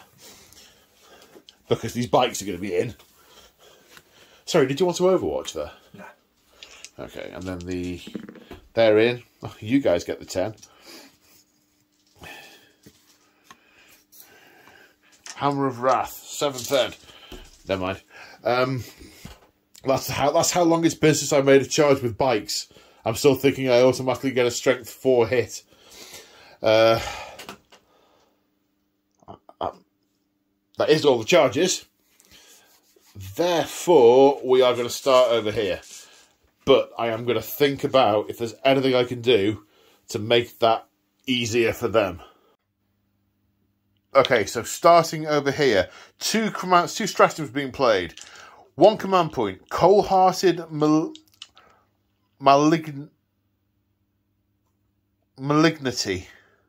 Am I saying that right? Malignity? Yeah. Malignity, yeah. I'm not sure that's a word. Malevolence. Malevolence, yeah. Malignity. Okay, so, for the rest of the... You play it on a unit that's below half strength. For the rest of the battle... Thank you. For the rest of the battle, they automatically pass morale test to get +1 to hit, to attack. I'm also spending Fury of Khorne, so any rolls of 6 to hit automatically wound the target. These are toughness 5, they're going to be hard to wound. So, we have 4 attacks with the Power Fist. +1, -1 means they're going to hit on 3s. They both hit, and the 6s, now we're in Wanton Slaughter. They are additional hits. The strength is 9, so no, it's not, it's 10. But, oh, I don't know what order you do that in. Do you +1 to the strength, then double it? I think you double it and then +1 to the strength, but Right, I'm not okay. sure. So we'll do that. So wounding on 3s. Oh, no, hang on. Unmodified hit rolls of 6 automatically wound. Two of them. 2 wounds. 2 were wounds. So these are wound on 3s. So that's 4 at AP -3. So 6s. They're gone. Okay. Wow. Sergeant Fist did it himself. He did indeed. So Wolf Corgi going all in. 2 CP to interrupt, and then another CP for disruption fields. But because of the dynasty, they're strength 5 because they've been charged. These are toughness 5. So spending a CP on disruption fields to make them strength 6. 24 attacks. Hitting on 3s, I assume? Hitting on 3s? Are the 6s only special? No. That'll be the to wound, will it? Yeah, because they're not infantry. 6s would be extra hits if they were infantry. Got it. So, to wound, flayed ones being... Oh, no, we're not. Sorry. Oh, yes, that's why I was saying it. Yes, of course. So, the flayed ones are -1 AP naturally. With the dynasty bonus, they'll be AP -2, which will be fine for Iron Within, Iron Without. However, 6 is to wound, get the extra, which will take them to AP -3, which will go straight, which will apply without any counter thingy. Yeah, please roll. I can't talk. 3s to wound. Let's get rid of these. Okay, so 9 at AP -2, which becomes AP -1 because of Iron Within, Iron Without. So these are saving on 4s. So that's 1, 2, 3 fail. 6 fail. That's 2 dead bikes. And then 4 at -3, which Iron Within, Iron Without does not affect. They are straight AP -3, so 6 is to save. No, so that's 4. So that kills another bike and puts 1 down a wound. So the bike's attacking back. The champion has 4 attacks with his power sword. Hitting on 3s. No 6s, they are just 3 hits. Strength is 5, so wounding on 3s. So that is 1. 1 at -Shedlow. So we just fly 1 down for you? Yeah, you'll be dead. Okay. And then 4 more with chainswords. No 6s. Wounding on 4s. 3 at -1. So 5 ups. 1, So 3 resurrections in total. So 2 die in total. So the warriors then attacking the Astartes. 3 saves at no AP because the AP thing is only a first round of combat thing. Have failed 1 though, and there was 1 on 1 wound, so they die. Attacks back with the Chaos Marines. There are 4 with chainswords. That's 10 hits out of 8 attacks. Wounding on 4s, because my strength thing only applies in round 1. But reroll the 1 because of the guy. 6 saves at -1. So 6. So they all fail, and then reanimation on these. Was the 4 a fail as well? Yeah, 'cause it's -1. Yeah, so do you want to... Oh, sorry. You want to reanimate that one as well? Yeah, that one as well. Yes. Right, so 3 die. reroll the 1s. Oh, yes, of course. So 3 die. 3 die. Then the champion goes in. 5 hits out of 5 attacks because of an extra 1. Strength is 7. So 1 at -3. So another 1 dies. No one dies. Does it reanimate? No. No. I think that's all the combat. Yeah. None of my guys can fail their morale. Can any of yours? The warriors no, warriors have lost. There's only 4 or 5. They might fail on a 6 here. No, certainly not on the auto pass. No.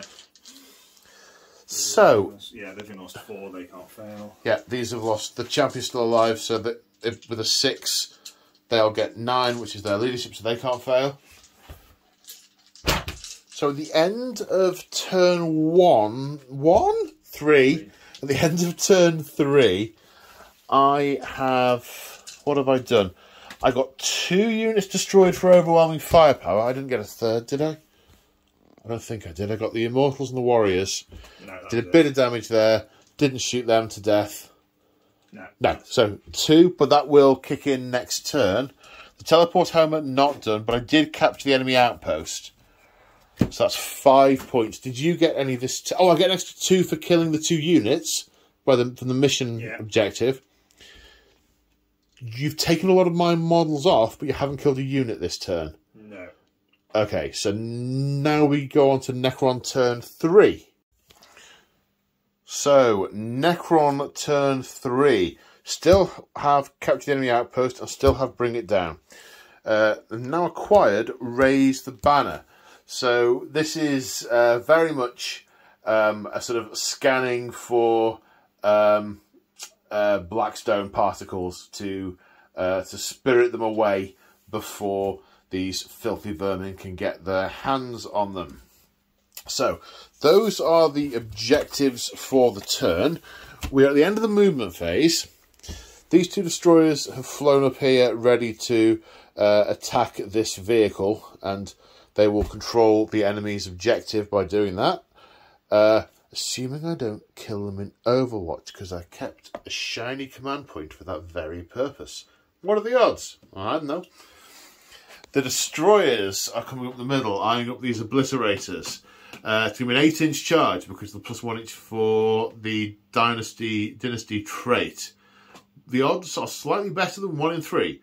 The reason I say that is because I know a 9-inch charge is 1 in 3. I don't know what an 8-inch charge is, but it's better than 1 in 3. These guys have stayed put. The warriors here can, because of the proximity of the warden, can withdraw, shoot me up, then charge back in, which is nice and fatal. The overlord over here has moved forward to start to disintegrate these things with his Staff of Light, whilst he orders these Technothralls into... Is Technothral actually a unit name? Yeah, orders these Scarabs, these technological thralls of his, that are Canoptech Scarabs, to fly into this unit and start to nibble them to death. So there's going to be some charging. So, we must be on to the shooting. Do you know where you want to start with the shooting, sir? I'll start here. Okay, 3 shots with Staff of Light, Assault 3, Strength 5. On 2s, and then wounding on 3s. 2 wounds, AP minus 2, so saves of 4+. 1 pass, 1 fail, a wound taken, so it begins. Now he's near a paw. Right. 1, 2, 3, 4, 5, 6, 7, 8, 9, 10, 11. Start with the... Who's he shooting at? Because you can choose. At the Marines. At the Marines, okay. So hitting on 3s. Yeah, again, he's not... 1. He's not at a good... His eye's not in, is it? No, certainly not. Wounded on a 3. Maybe it's off being repaired. No. Well, that was a waste of time. Oh, he's too busy ordering them around, Yeah. you know, squirting data into their primitive brains to force them backwards, that his mind's just not quite on the job. Right. Everybody here is going to shoot into the character, though. So, Okay. 2, 3, 4, 5, 6, 7, 8, 9, 10, 11. Okay. So, 11 models, 2 shots each, 22 shots into the Exalted Champion. Hitting on 3s. Wounding on 3s.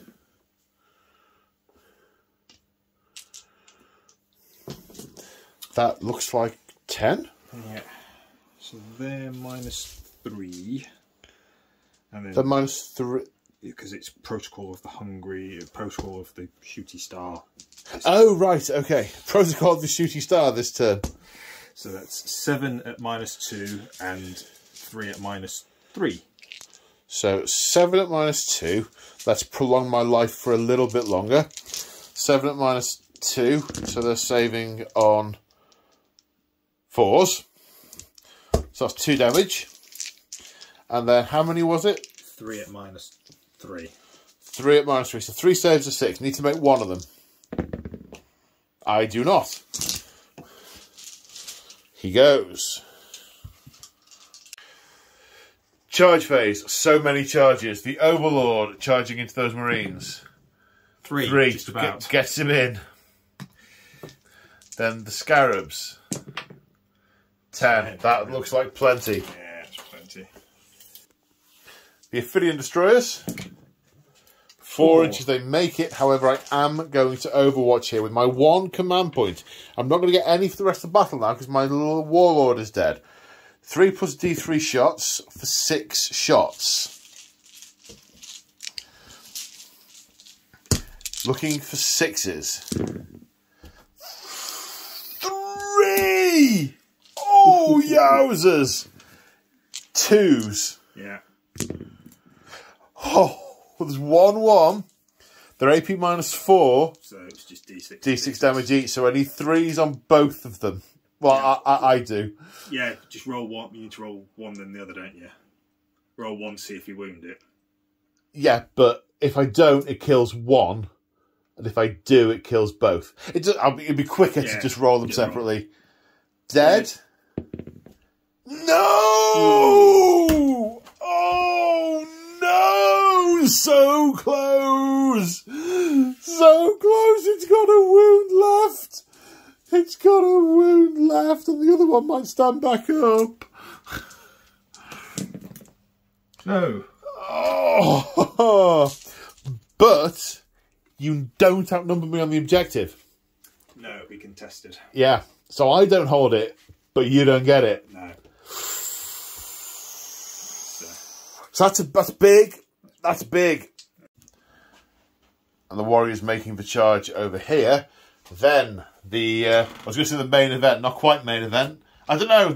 These feel like 2 equally significant events. Yeah. 8-inch charge. Good luck, sir. No. 4. Oh, for a command point to Overwatch.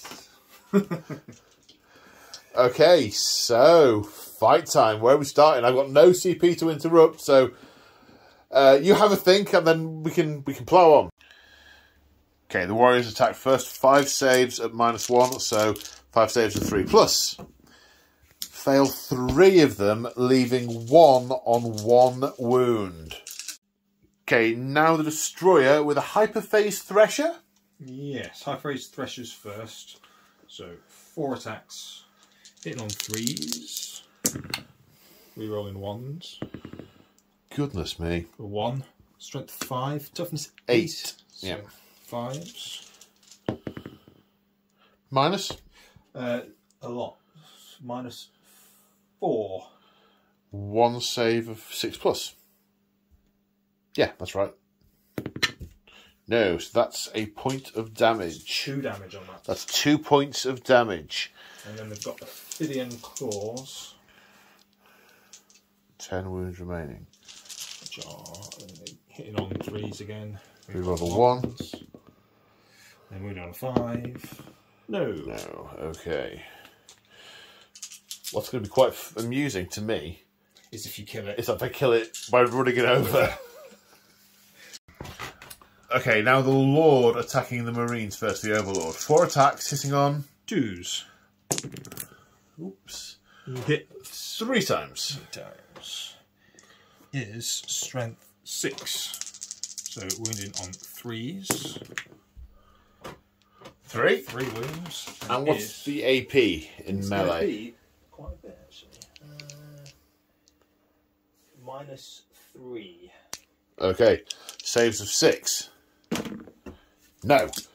So just the unit champion is left. If you could do the honours, because My phone is now on so little battery it's connected to the mains. I'll then do the scarabs. I'll spend my command point To blow one up to do D3 mortal wounds. So it's For D3. That gets him. No, you got to roll to get the mortal wounds initially. Oh, right, 2 okay. to 5 is D3. For 1. For 1. So you've got to hit me. Yeah, so I'll blow that one up. And then pile in and fight. So Scarabs, 4 attacks a base, but 6s will wound automatically. No 6s. Oh, What? 1. A 6? I see a 6. A 6.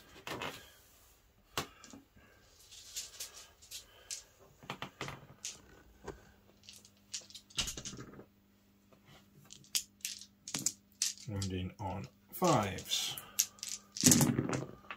Ooh, That's a bit better. that's a lot better. That's a lot.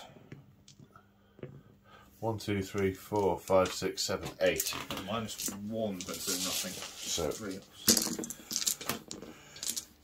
5, 6, 7, 8. Feel like I'm about to burst into song. Saving on through. 1. 1. On the 1 wound that he took 1 mortal wound from the explosion, Yeah. and that wound gets him. You did so well, you little psychopath. And that, of course, being another victory point for another unit killed. Okay, we're on to non-charging units. So the bikes, the sergeant with the power sword, hits twice but becomes 3 because of because of what's it called? Let the Galaxy Burn. Strength 5, so running on 3s. So 2 at -3. So that goes straight through. So they go straight through. Then 4 attacks with chainswords. No, can't wipe the unit now. Wounding on 4s. 1 at -1. No. So 2 reanimation saves. No. So those 2 stay dead. The flayed one's attacking back. 4 saves at 4 saves at 3+. 1 fail. Takes this guy down to 1 wound. Sorry, I got confused about whether I was counting up or down then. Right, I think it's just my units left now, isn't it? Yeah. Can you run him over? So the Vindicator has 3 attacks, hitting on 6s, but his strength is 6. Oh, 6s again. oh, no, not this turn. Then over here, this Lone Astartes hits 4 times, wounds 3 times, saves of -1, saves at -1. So it saves 1, and then Reanimation? Yes, 1 died, 1 got better. And I don't think there's any morale to take. No. Nothing's taken enough casualties. No. What objectives have you achieved from your stack? Let's have a look. so Oh, I forgot. My apologies. I forgot to narrate it. The Cryptek was raising the banner on that objective. He was scanning for Blackstone ore, which happens at the end of. Oh no, they raised the banner. So that happened at the end of my turn because he's not an OBSEC unit. No, that's at the end of your turn, providing you reform it. Okay, so you get that. So that's 5 points for that. Well, that's that. Capture enemy outpost, I didn't get because you put Not one up. quite. And bring it down is the Vindicator. Which I won't get, so I'll discard this one now. Okay. So you got 4 points for controlling an objective in No Man's Land. You've killed 2 units, so that's 6. And then 5 points for... What did we just say it was 5 points for? Raise the banner. Raise the banner, that's right. So an additional 11 points, bringing the total score to 32 to Chaos, because we forgot to add in my points for the objectives earlier. We added those in after 32 to Chaos to 26 to Necrons. 11 scored this turn, if my maths is correct. Yep. 4 and 2 is 6 and 5, 11. So it's pretty close as we go into turn 4. Okay, so objectives for Chaos in turn 4. We still have deploy Teleport Homer. It's looking trickier now because there's no Astartes to do it. Maybe a Dreadnought could start to lay down some laser targeting, but he has other issues at the minute. We've drawn Area Denial. Achieve this if there are no enemy units within 12 inches of the centre of the battlefield. These destroyers are within 12 inches of the centre of the battlefield. So the Obliterators have got some work to do. But if they do it, we'll achieve overwhelming firepower as well. So I have no command points. I will not get any more command points. So we have moved. So the Obliterators have turned round to obliterate. The Dread is running pell-mell up the board to take out the Lord, the Overlord. Well, what he can see is an individual surrounded by a cloud of scarabs. He's heading straight for that individual, putting fire into the cloud, which will obviously hit the scarabs first. That guy, he's still listening to the aria. These are staying put, that's staying put. Shooting. Now I just need to work out what I'm doing with the shooting with the Obliterators, which version they are going to use. Okay, slight change of plan. So the Obliterators positioned to follow the Warsmith's orders being transmitted over the Vox, and then they've run the calculations, and they've run them again, and they've run them again, and they cannot, in every permutation, they die before they kill all these things, because there are some left that get to them. So they are playing the odds and abandoning the centre of the table and saying, sorry, Mr. Warsmith, I'm paraphrasing now, I don't think we're going to be able to do that. And they're heading off in this direction. However, one of them is turning around to put fire into this destroyer now that the Vindicator has realised that there's some fire support coming in this direction. It has backed out. Thank you very much for the suggestion, sir. So we're going to have one Obliterator shooting this way to kill that, and 2 shooting at the scarabs to clear the lines of fire for the Dreadnought to charge into the the thing with the big white glowy orb of death, well, or life. So Obliterators, which way around am I going to do it? I think toughness 5, I'm more likely to plink off 1 wound with a lot of shots. Yeah, it's toughness 4. It's toughness 5. I think I'm definitely more likely to plink off the wound with a lot of shots. So 1 Obliterator down into here, and 2 into the scarabs on the mega shot profile. A 5 rolled, so 14 shots into this destroyer, hitting on 3s. Wounding on 3s, because strength 5, toughness 4. 1, 2, 3, 5, 6, 7 saves at -1, sir. 5 ups. No. It dies. Then, having rolled the dice to determine the number, a total of 27 shots into the scarabs, hitting on 3s. Toughness 3, so wounding on 3s. It's AP -1, so they should punch straight through. Yeah. 4 damage per base, 4 wounds per base. 1 base, 2 base, 3 base, and 1 base left. So 3 dead bases and 1 on 1 wound. Right. But with that many dead, you might get some back. 5s. 1, 2, no. Bad fistful. Then the Dreadnought's going to fire in. Combi Bolter first. 2 hits. Wounding on 3s. 2 saves. 1 damage kills that base. Yeah. Then D3 shots with the Hellbrute Cannon for 2. Hitting on 3s. No. Wounding on a 2. No. So the base lives. No.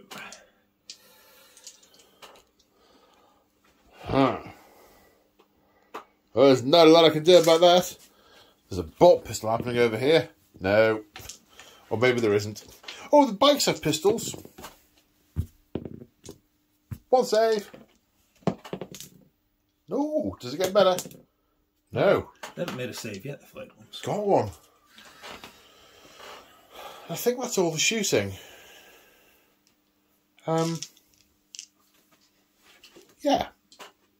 That is all the shooting. Fired, can't fire. Yeah. So charges. Dreadnought into both those units. They're in. He's in. Other side, please, sir. So I'm in the zone if I want to do a bannery thing next time. Oh, I re-roll ones to wound. Never mind, I can't remember what I rolled. Right, he's got 5 attacks. And let's check his profile. I wonder if it's possible for him to kill them both.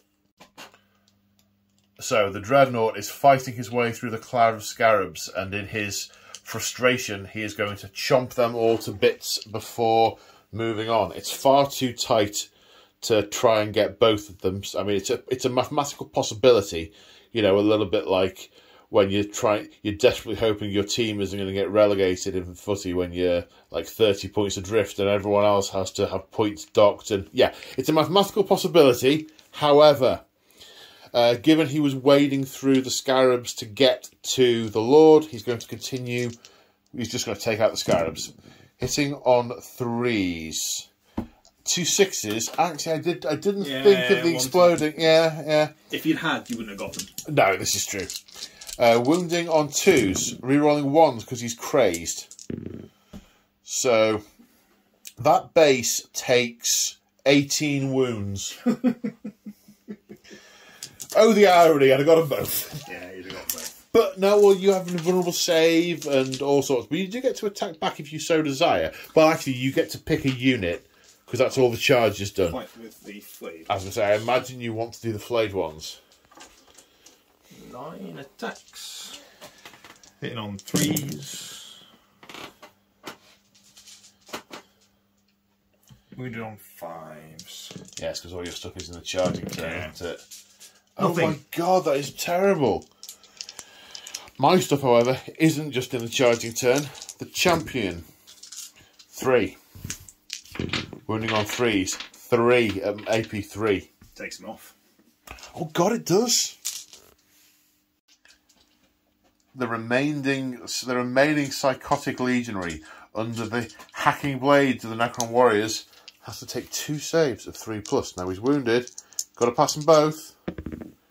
He gets pulled down and hacked to bits by these soulless Xenos. So at the end of Chaos turn 4, I killed 3 units. The flayed ones, the scarabs, and the destroyer that was over here for 3 points. I also achieved overwhelming firepower with the shoots. And at the start of the turn I had 4 points for holding an objective in no man's land, giving me a total of an additional 12 points as we go into Necron turn 4. Okay, so objectives. Area denial drawn. Have the only unit within 12 inches of the centre. The obliterators must die. Defend stronghold. That's tricky. There's a dreadnought who's about to snip the head off the Lord. No retreat, no surrender. Now that's doable. Don't fail the morale test this battle round. Don't make a fallback move. And if you're on an objective marker, don't move off it.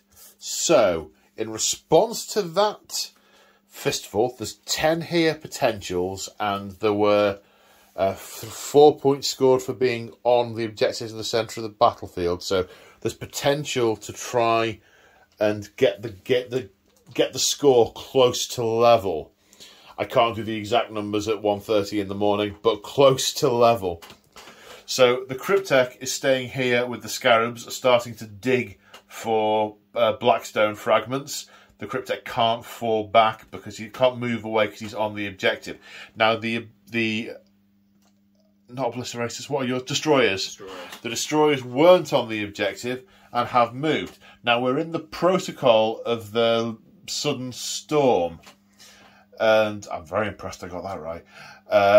And so these guys have had an extra point of movement.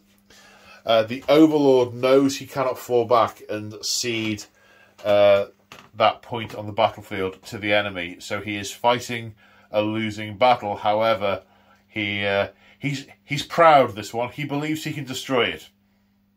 He really can't. So he's going to be taking a trip back to the tomb ship in a minute, and these guys are staying here because of no retreat, no surrender.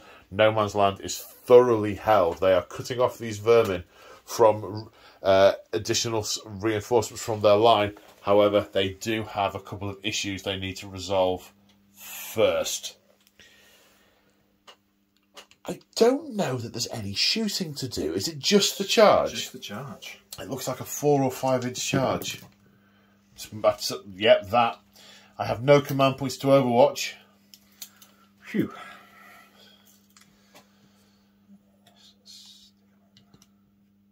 So I thought the Abyssal races were bad enough in the previous book. They're, yeah. Okay, pile in and do your thing. I have no command points to Dour Duty to reduce the number of the amount of damage you can do. Though I do need to see how hard the Obliterators are to kill.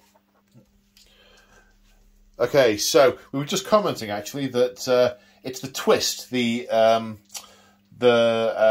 secret intel, meaning that I didn't get a command point this turn because my Warlord's dead, 3-0, and the number of inadvertent AOS mentions I've done.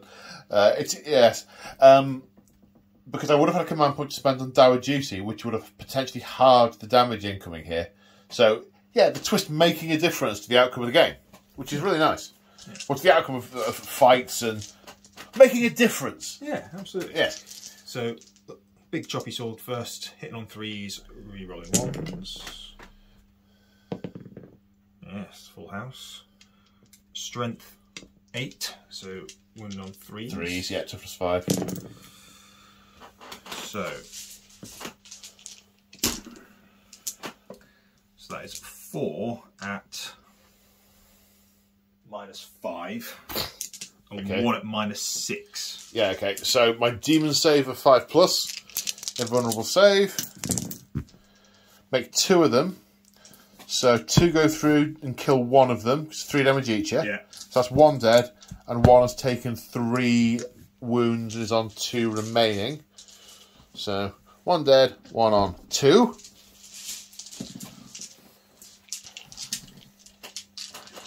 And again with the smaller choppy swords, hitting on 3s, rerolling 1s.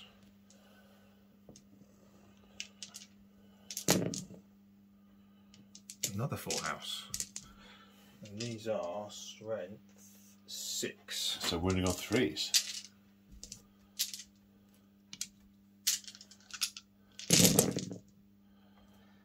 Okay, there's a couple haven't gone through. Oh, getting on for half actually. So what's it? 1, 2, 3, 4, 5, 6, 7, 8, 9. Yeah, and it'll be all be on the 5s. Yep. Okay, 7 on 5s. So that's 2, 4 kills that one. 2, 4, 6. Yeah, only just. That's the unit. Yeah, command point would have made that very different. But then again, you'd have had command point to spend as well. But yeah. So they are gone. And the Dreadnought attacks the Overlord, hitting on 3s.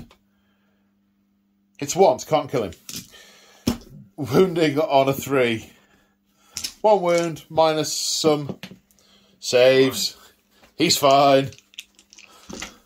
Well, hack another armor plate off. 2s and 5s. -4. Okay. And -3 on those. 6s. Oh, no. Yeah. 3 more damage on me. Getting up to 6. I did not expect that. I did not either. So, at the end of your turn, you gained area denial for 5 points.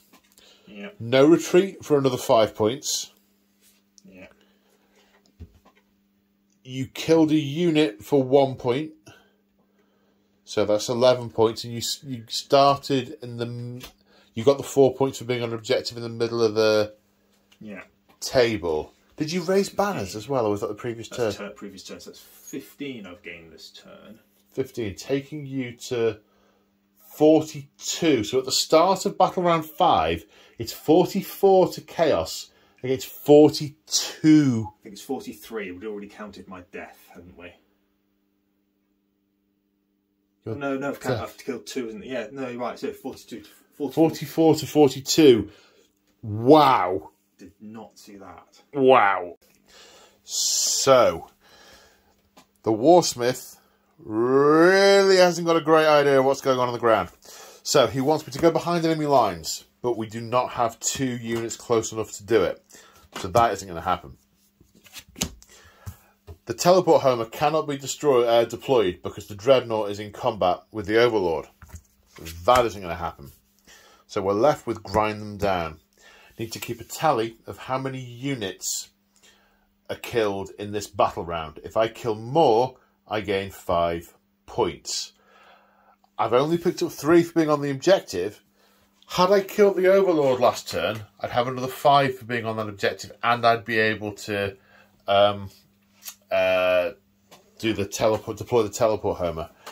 So the only thing I can concentrate on doing is killing units. So the Vindicator has moved up here to put a shell into this unit of warriors. He's put himself close to the Scorpex, but the Scorpex will have to choose whether they want to kill the unit or whether they want to take on the Dreadnought, assuming the Dreadnought is still there. Or, because of the way the mission works, if you're going second, you can claim your points at the end of the battle round. So there's more points to be gotten there. The bikes have come around here to shoot and charge the surviving warriors to try and get a point there. The objective is of no value at this point. It is just, can I achieve grind them down to get an extra 5 points, which probably will not make the difference, but we will see. So all the phase shielding is going up at the moment. This is a, a Vindicator shell lobbed into here. Annihilated 4. They all resurrected. The melter gun turned one to slag. It shrugged and went, am I bothered? So now, what is left to me is a charge move. Which I think I make. Yeah. So the bikes charge in, killing 1. Then it's the Overlord's turn to snick the last piece of material off this primitive contraction. Wound. 2 wounds, -2. Right, okay. Oh, -2. -2, okay. So we have some kind of chance. Passes 1. He's got 1 wound remaining. I mean, spite is very much a thing for the Iron Warriors. And, ladies and gentlemen, we are down to spite. 3 hits. Wounding on 2s. Rerolling 1 because he's crazed. 3 at minus a whole bunch. So 1 goes through. 3 damage. He's got 4 up in 1. Yeah. Yeah. Leaves him on 2 wounds. Yep. Yep. Yep. Oh, yep. Oh, yep. So the Warriors attack back, doing no damage. No morale to take. And we go on to Necron's turn 5. So the Necron objectives. Assassination. As all the characters from my army have been destroyed, that is scored for 5 points. Secure No Man's Land. Have 2 objectives in No Man's Land. That is achieved. Defend Stronghold. That can't be achieved. So a little tiny Pyrrhic victory. And 4 points for controlling objectives in the centre of the battlefield, meaning that 14 points minimum scored even before the Dreadnought is killed and the bikes are killed, meaning that at the end of the game, the score is 56 points to the Necrons versus 47 points to Chaos. Very well played, sir. Very well done. Yeah, that was a really good game. It went back and forth. There was a couple of times I thought It did. it was over one way or the other. I sort of went for scoring the points rather than killing stuff, and then you went sort of the opposite way around. I don't know if for either of us, if it was intentional, but the way it happened was I scored points and didn't kill as much. You killed stuff and didn't score as many points. And it was, could you overtake the lead that I'd managed to build up? And yes, you could. Yeah, I got a bit of luck on that. I had a bit of luck on my last few cards as well. Yeah, you did get some appropriate ones, which was good. Yeah. Yeah, had it been some other cards, I wouldn't have got the points. Yeah. And a few things sort of landed well with those, taking those out, the Overlord not dying, and... Well, you had a really difficult choice in turn 4, didn't you? What to take out with your obliterators and which way to go with it. I couldn't take out the Scopex. They had 18 wounds. Yeah. They had 18 wounds, and if I used the autocannon equivalent profile, it was 2 damage each, so 2 would be... So they had the same number of wounds as the guys up there had earlier, and I managed to take out 2.5 of those in 1 round of shooting. Yeah. So, not the exact same number of wounds, but effectively the same number of wounds, because 3 and 4 is the same. Yeah. Still 2 wounds getting through needed to do the damage. And even with all the heavy bolter shots, the equivalent, I mean, that could be sort of 30 shots, but even if it was maximum sort of 36 shots, that would have been, on average, 24 hits. Then, on average from that, 12 wounds, and 6 saves, killed 3. Yeah. So, and I like, it's interesting because the obliterators will do that maths. They'll do that arithmetic very quickly, and they'll work out, we can't do that. What can we do? So in my mind's eye, they took out the swarm of scarabs, and then they teleported back to the warp, knowing they couldn't do it, and they were about to be hacked down from behind. In my mind's eye, but not in, the game. And equally, these very crude pieces of metal and flesh have also been hacked to bits, and the Warsmith sees all the runes on his display winking out as these forces have been entirely spent. The Necrons then acquiring the Blackstone fragments they came here to get and phasing off-world back to their tomb ship to leave. Maybe some of the Astartes survived. Maybe they went into healing comas and were later recovered. Maybe they didn't all die, but a lot of them were disintegrated and carved into many, many small bits. And the demon rock they came here for was nowhere to be found. Well, thank you very much for that, mate. I really enjoyed that game. That was a really good game. That was a really good game. It was swingy, and we both had some pretty brutal units, and yeah, it was really good. Sorry, I'm not particularly eloquent because it's 2 AM, and yeah, I'm struggling. On that happy note, shout out to channel members. Thank you all for your ongoing support. You are awesome. Oh, speaking of shout outs, the battle mat is from Urban Mats, as are these buildings.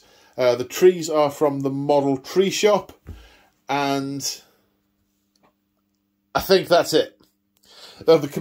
These tokens are from Cromlech, but I don't think they sell them anymore, so there's not an awful lot of point in me shouting them out. And on that happy note, take care, folks, and we will see you in the next one. Say bye, Wolf Corgi. Bye, Wolf Corgi. Bye.